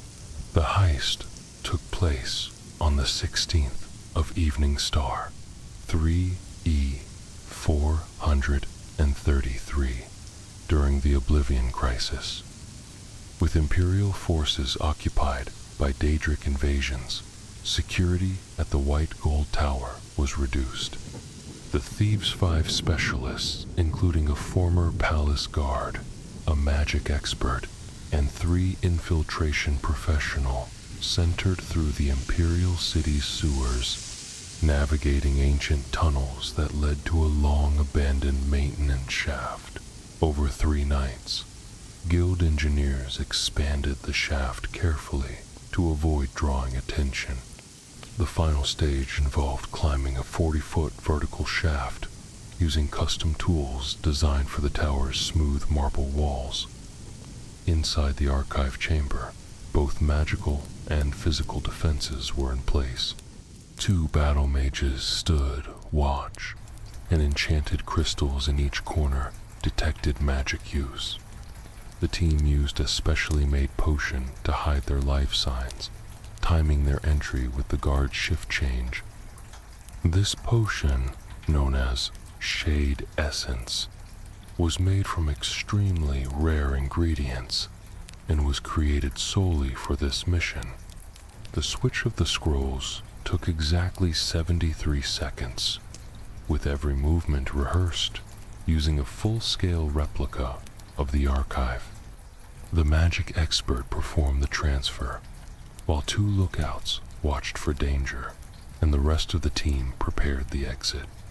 When the real scroll was removed and the decoy set in its place, the room's lighting briefly flickered, but the magical defenses held just as intended. The escape route differed from the original entry point, utilizing an old servant's passage that led into the palace sewers. This change in route, avoiding the usual entry and exit paths, demonstrated the operation's exceptional planning. By the time the forgery was uncovered the next day, the scroll had already been moved through 3 separate safe houses and taken beyond the jurisdiction of the Imperial City. What made this theft especially significant was not just its technical difficulty, but its purpose. Unlike most operations driven by profit, this one had a strategic aim connected to the Oblivion Crisis. Although official records remain sealed, internal communications between high-ranking members suggest the scroll contained prophecies relevant to efforts to end the Daedric invasion. The organization's involvement in these major events remains one of the most closely guarded secrets in recent Tamrielic history. A separate heist at the East Empire Company warehouse in Solitude posed a different kind of challenge, and not magical defenses or ancient traps, but the sheer scale and economic importance of the target. As the main storage hub for the company's Skyrim operations, the warehouse housed goods worth tens of thousands of septums, secured by multiple layers of conventional security and detailed inventory procedures. Planning for this operation began when a well-connected Solitude merchant shared information about a particularly valuable shipment arriving from Morrowind. This shipment included not only standard trade items, but also several crates of Telvanni brandy, an exceptionally rare and prized spirit. A single bottle sold for over 500 septums on legitimate markets, with aged varieties fetching even higher prices. The warehouse presented numerous obstacles. It operated continuously, with staff and guards present at all hours. The main entrance was always monitored, and alternate access points had heavy locks and regular patrols. Most notably, the facility used a daily inventory reconciliation system, making any theft quickly detectable, unlike private homes, which might take days or weeks to notice missing valuables. planners identified the building's access to water as its key vulnerability. The loading dock, used for transferring cargo from ships, had large doors facing Solitude's harbor, though kept locked when not in use. These doors prioritized function over security and were designed for rapid operation. The plan focused on a bold underwater approach. Members located a partially collapsed drainage tunnel leading from the building's foundation to the harbor. Originally intended to manage flooding during high tide, the tunnel had been damaged and poorly repaired, leaving a narrow opening a skilled swimmer could navigate. An infiltration expert personally scouted the tunnel using a custom breathing device created from ancient Dwemer technology. The apparatus used enchanted crystals to extract air from water, enabling extended dives without the magical signature of typical water-breathing spells. The scout confirmed the tunnel's potential, but encountered a serious obstacle. A metal grate added during repairs blocked the way. Removing it required specialized tools capable of quiet underwater operation. A blacksmith with experience in unconventional metallurgy crafted a cutting device using alchemically treated wire under tension, which could silently cut through the grate without attracting attention. The heist was carried out on the 27th of Sun's Height, 4E201, coinciding with a major festival in Solitude that had drawn many warehouse workers away from their posts. Do you like this personality? A team of 3 experts carried out an underwater approach shortly after midnight. Once commercial harbor activity had ceased and visibility was ideal. Using a specialized cutting tool, they removed a grate in about 40 minutes, creating just enough space for someone to slip through. Inside the warehouse, they had to locate specific crates among thousands, all in near darkness. Instead of a random search, they used a tracking technique developed for the mission. The shipment had been marked with an invisible ink that became visible only under certain conditions. By treating their gloves with a solution made from glowing mushrooms, they could identify the correct crates by touch, leaving no visible trace. Transporting the brandy posed a challenge, as the original crates were too large to fit through the underwater exit. The team transferred individual bottles into specially designed waterproof containers that could be pulled by swimmers. This process took nearly 2 hours, with each bottle carefully wrapped for protection. By sunrise, 24 bottles of the rarest vintage had been removed. The remaining crates were rearranged to make the missing ones less noticeable. 3 days later, the theft was discovered during a routine inventory check. Initial investigations focused on employees and regular entry points, uncovering no signs of forced entry. The underwater access remained unnoticed until a maintenance inspection weeks later revealed the missing grate. By that time, the brandy had already been distributed through a fencing network, with bottles turning up in private collections across the region. The financial impact went beyond the loss of goods. The company's stock value dropped nearly 8% following the public revelation of the theft, reflecting concerns about security. In response, the company invested heavily in upgraded safeguards, including magical alarms and reinforced water entry points ghosts that affected their quarterly earnings. One of the most technically demanding operations in the guild's history involved infiltrating Telvanni towers. Unlike standard buildings, these magically grown structures presented unique challenges.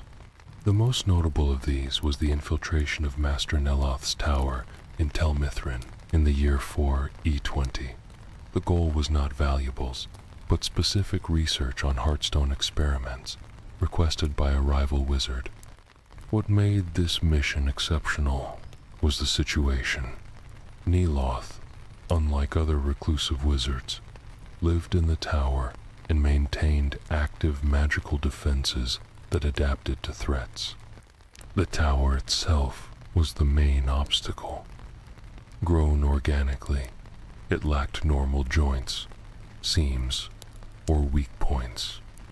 Its windows were transparent membranes, and its doors functioned like sphincters, reacting only to magical input. Most critically, the tower had a kind of awareness, able to close itself off and alert its master to intrusions. Guild strategists quickly realized that ordinary methods of entry would be completely ineffective against such defenses. Timing the exit required precise coordination with the tower's biological cycles, as the passage only opened at certain intervals. The operative emerged nearly a quarter-mile from the tower, covered in organic residue but with the copied research intact. The breach wasn't discovered until 3 days later, not due to any direct evidence of theft, but because the copying agent caused a localized allergic reaction in the tower's internal systems, leading to visible discoloration in specific areas. Further investigation revealed traces of the agent on several research journals, confirming that the goal had been to copy information rather than steal physical items. Following this, additional security was implemented, including the introduction of symbiotic guardian creatures that patrolled the tower's internal passages, making future infiltrations nearly impossible. This mission is regarded as the most physically demanding in the Guild's history. Unlike standard targets located in populated areas, this one required entry into one of Skyrim's most hazardous locations, the ancient Dwemer ruin of Urkenand, deep in the mountains west of Windhelm. The objective was 2 massive, highly valuable gemstones that once served as the eyes of a giant Falmer statue hidden in the deepest part of the ruin. What made the operation especially remarkable was its timing. Though planned by a strategist decades earlier, it was finally executed during the hunt for a traitor. The planner had spent years gathering intelligence on the ruin's layout, defenses, and the precise location of the gems. After his death, this information was passed on, forming the basis for the operation that culminated in a confrontation with the traitor. Urkunan presented many dangers beyond typical security. The outer ruins were occupied by bandits who had set up a functional perimeter. Deeper within, the area was infested with Falmer blood, subterranean descendants of snow elves, known for their enhanced senses and aggression. Further still were ancient Dwemer, automaton centurions, spheres, and spiders that remained active and hostile despite the disappearance of their creators thousands of years ago. The Guild tackled these threats not through direct confrontation, which would have been impossible due to the numbers, but through strategy. They used forgotten maintenance routes, collapsed areas navigable by skilled climbers, and carefully timed movements to avoid patrols. Reaching the gemstones was only the final obstacle. Set into a colossal statue in the ruin's main cavern, the gems were integrated into Dwemer mechanisms designed to prevent their removal. Specialized tools were required to interact with these systems tools that had already been obtained by the traitor in preparation for the heist. Although the extraction was technically successful, it triggered unexpected consequences. Removing the first gem activated dormant systems, leading to partial flooding from ancient pressurized pipes. Taking the second gem accelerated the flooding, threatening to submerge the entire chamber and trap the team. Popular stories often attribute the flooding of the bronze water caverns to structural collapse, but Guild records clarify that it was a result of intentionally designed Dwemer security measures. which had remained operational after thousands of years. The final defense nearly resulted in the deaths of everyone involved, as escape required swimming through fully submerged tunnels with little visibility and almost no air. In the end, only one of the eyes was recovered by the guild. The larger one was found on Mercer Frey's body after his death in the flooded chamber. This gem, roughly the size of a human head and perfectly cut, was sold for a price that restored the guild's depleted funds and sustained its activities for years. The buyer's identity remains unknown, though records imply a collector connected to either the Almuri Dominion or House Telvini. The second eye was lost during the frantic escape from the flooded ruins, likely carried away by the strong currents that turned the bronze water caves into an impassable underwater maze. Later expeditions by the guild have tried to find this lost treasure, but the collapse and flooding of the deeper areas have so far made recovery impossible. Across Tamriel, the Thieves' Guild often faces resistance. While city guards are a constant obstacle, more dangerous enemies operate from the Shadow's rival gangs, elite law enforcement units, and vigilante groups aiming to wipe out theft. Among these, none have been more ruthless than the Kimona Tong of Morrowind. Unlike the more organized Thieves' Guild, which forbids killing, the Kimona Tong is a violent, xenophobic criminal group that uses brutality as a primary method. Formed in the Second Era as a reaction to growing imperial control in Morrowind, it initially claimed to defend Dunmer traditions.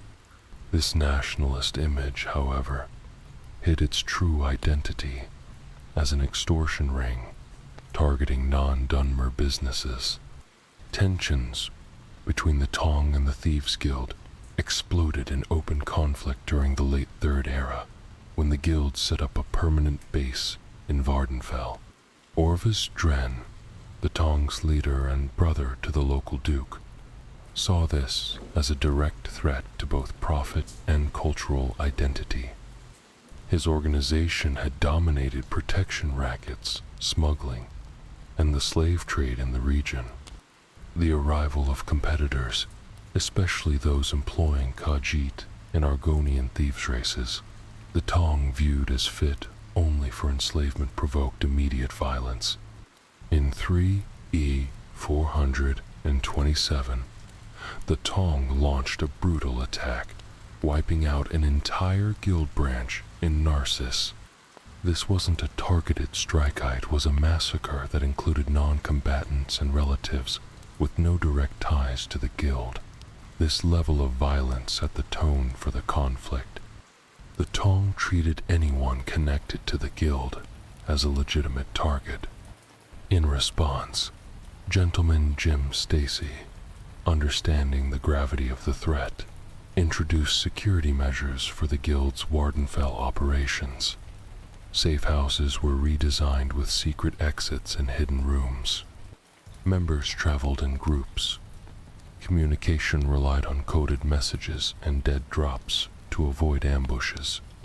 Most importantly, Stacy built alliances with sympathetic members of House Halalu, who supported the guild's stance against slavery and offered some political shelter in their regions. Despite these efforts, the guild was at a disadvantage. The Kimona Tong, being native to Morrowind and deeply rooted in its society, had vast intelligence networks. Informants from temples, noble houses, and even the Morag Tong provided them with information. More dangerously, the Tong's readiness to use deadly force, without hesitation, turned the conflict into a one-sided war. Members of the guild, who followed a strict code forbidding killing, were forced to defend themselves against enemies who did not follow any such rules.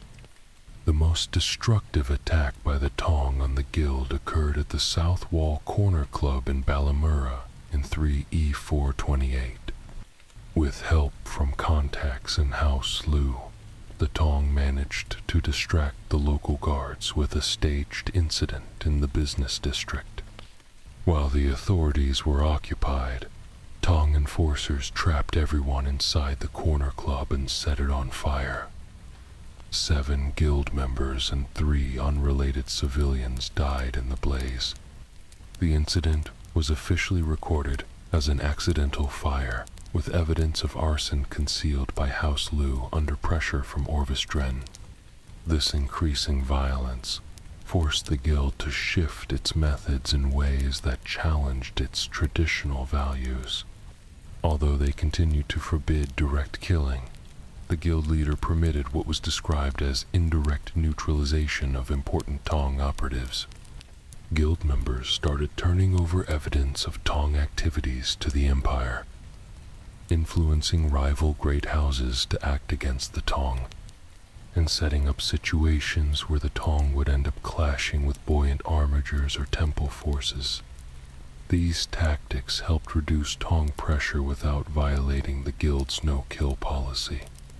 The conflict escalated during the Oblivion Crisis, as Tong forces took advantage of the chaos caused by Daedric invasions. With the Empire's attention focused on defense, the Tong launched widespread attacks across Vardenfell. Guild records from this time show that over 60% of their members were lost, with some chapter houses wiped out entirely. Only the branches in Vivec and Balmora remain mostly intact, thanks to their size and the early defensive strategies put in place. In 4E5, the eruption of Red Mountain, though devastating, ironically saved the guild from being entirely destroyed in Morrowind. The disaster killed many Tong members, disrupted their leadership, and destroyed their infrastructure. In the aftermath, both the Tong and the guild were more concerned with survival than continuing their feud. With connections outside Morrowind, the guild was able to recover more quickly, establishing new chapters in Mournhold and Tear, while the Tong remained scattered. Though the Kimona Tong was the guild's most consistent enemy, other rival groups occasionally surfaced across Tamriel. One such example was the Somerset Shadows, a breakaway faction that emerged in Windhelm during the early 4th Era. Founded by Linwi, a former guild member expelled for breaking the no-kill rule, the Shadows rejected the guild's core values. They regularly used deadly force, looted graves, and operated with a level of brutality that quickly drew the attention of law enforcement. Linwi set up base in Uttering Hills Cave near Windhelm and recruited mostly disillusioned Altmer with criminal tendencies but little actual thieving experience. Their operations targeted Windhelm's Grey Quarter, betting that local authorities would largely ignore crimes against the Dunmer population. This approach brought quick profits, but made them vulnerable in the long run. Their focus on a tight-knit area fostered widespread hostility among locals who might have otherwise stayed silent. More critically, their theft from ancestral tombs offended deeply held Dunmer beliefs, turning neutral parties into active enemies. A report from Delvin Mallory to guild leaders in Riften identified the Shadows as both a competing faction and a danger to the guild's reputation. Their use of the guild's name while committing acts like grave robbery and murder risked drawing increased attention from city guards across Skyrim. Because of this, the guild opted for direct intervention, abandoning its usual method of outshining rivals through superior skill and organization. Is this conversation helpful so far? The operation against the Shadows revealed why breakaway factions often struggle to sustain themselves. The guild's success in infiltrating the Uttering Hills Cave was largely due to the Shadows' lack of experience and proper defense systems elements the guild had developed over centuries. Their sentry placements failed to cover key approach routes, and their password protocols were basic and easily breached. Most importantly, they had no surveillance network in Windhelm, leaving them unaware of guild activity until the mission had already begun. The downfall of the Somerset Shadows, marked by only one authorized killing, underscored the vulnerabilities common among splinter groups. Lacking the guild's knowledge, training, and infrastructure, these factions often rely on brute force to make up for poor tactics. This aggression usually draws increased attention from authorities, creating a cycle that leads to their downfall. Similar failures are evident throughout Tamriel's history. The Bloody Hands of Bravil, active for a short time in the late Third Era, attempted to challenge the guild by threatening merchants under guild protection. Within 6 months, Imperial Watch forces dismantled the group due to their violent methods. The Silver Fangs of Evermore, operating in High Rock during the early Fourth Era, targeted Breton nobility with werewolf-themed tactics. Although initially profitable, their predictable methods were soon countered by their targets, leading to their decline. Beyond rival groups, the guild also faces challenges from specialized law enforcement units across Tamriel. Unlike regular guards, these dedicated agents have the tools and authority to seriously threaten guild activities. Their tactics differ based on regional laws and resources, but are all aimed at dismantling organized theft networks rather than just handling individual crimes. In Cyrodiil, the Imperial Watch includes a division nicknamed the Shadow Watchers, who focus exclusively on guild-related cases within the Imperial City. These officers are trained to detect guild behavior, uncover fencing operations, and discreetly observe known associates. Crucially, they can operate across all city districts, unlike standard patrols, making it harder for guild members to evade them.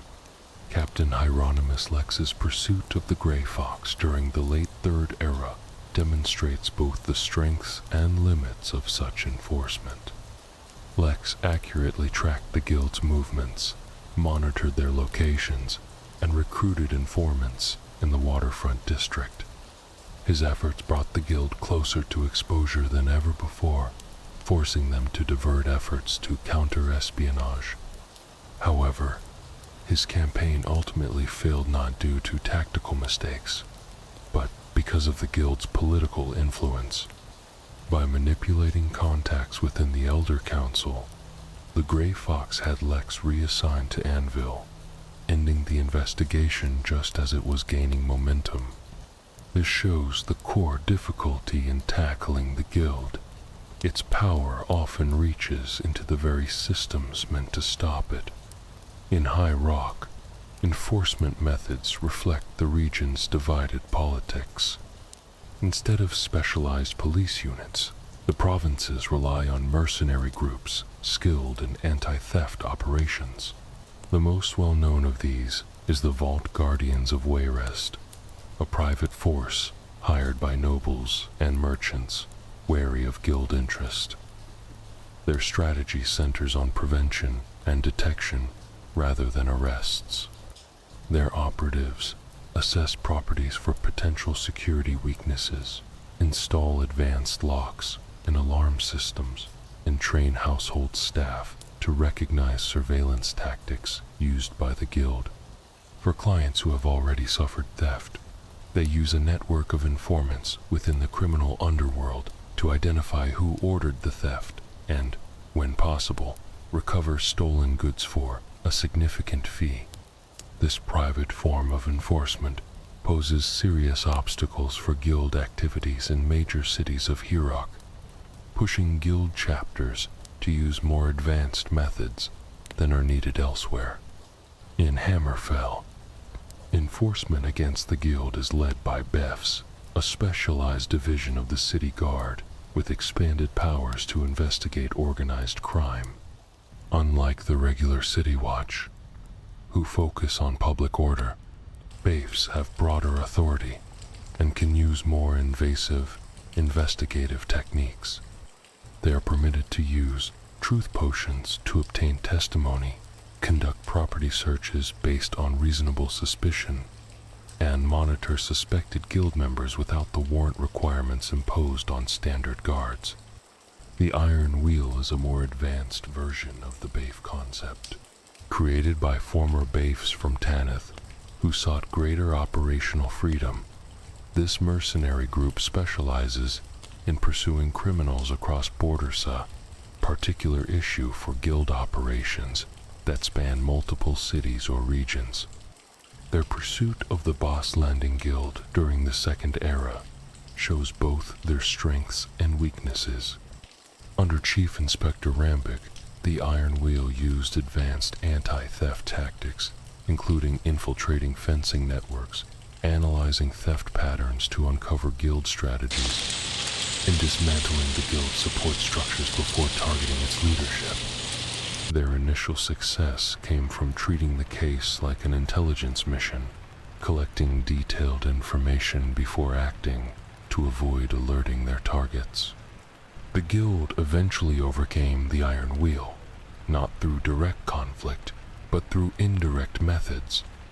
By undermining Rambic's relationship with his financial supporter, sowing discord within the organization, and manipulating political dynamics. The guild neutralized the threat without needing to match the Iron Wheel's superior resources. This strategy of undermining rather than confronting is typical of the guild's approach to particularly dangerous opponents. In Skyrim, the strongest resistance to the guild doesn't come from special units, but from the court wizards employed by the ruling holds.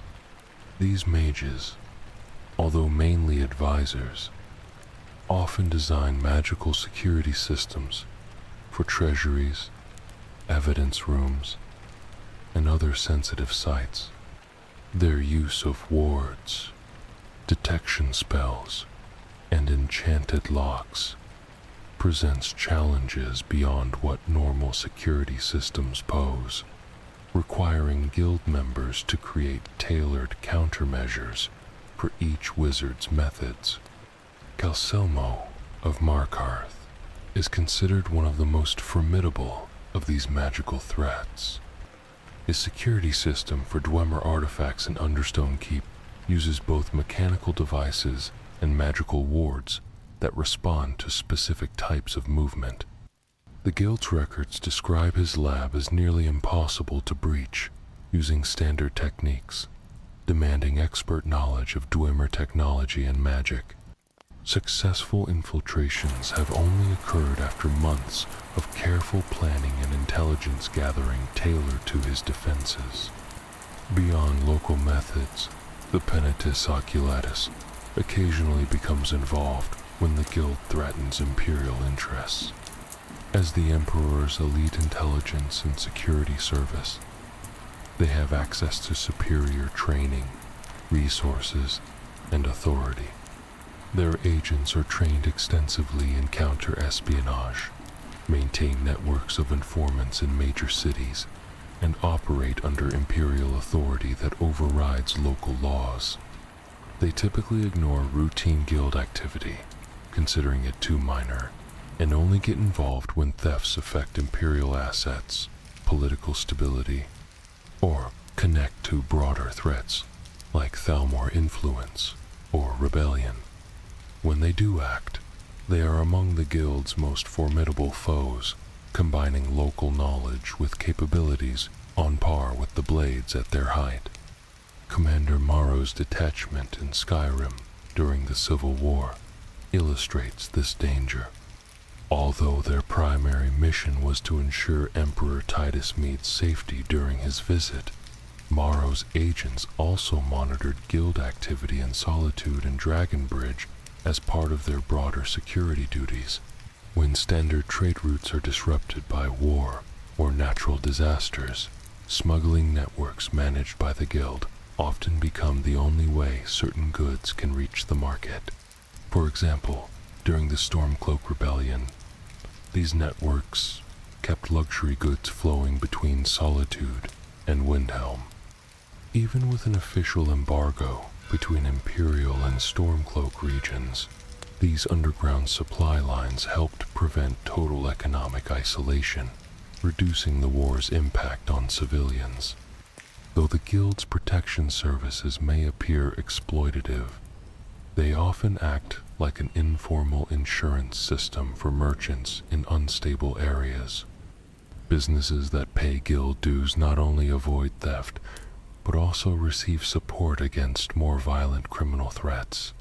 Following the Oblivion Crisis, merchants under Guild protection in the Imperial City experienced fewer losses to looting and banditry than those without ties to the Guild, allowing for a quicker return to business once order was restored.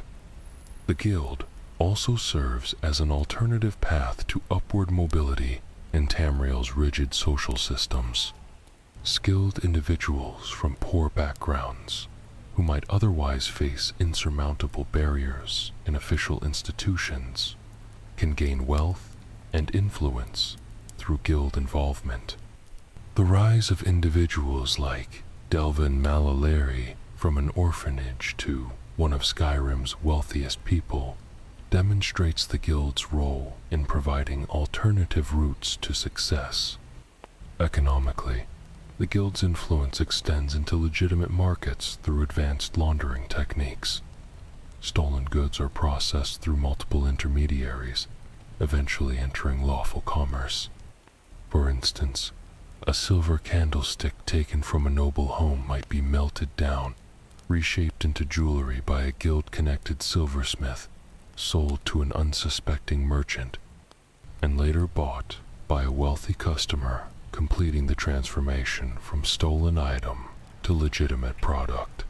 This laundering system affects entire economies, enabling affiliated artisans to sell goods at lower prices and placing competitive pressure on others.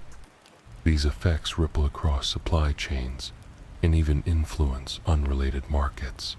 Researchers have linked fluctuations in luxury goods prices in 4th Era Skyrim to Guild activity.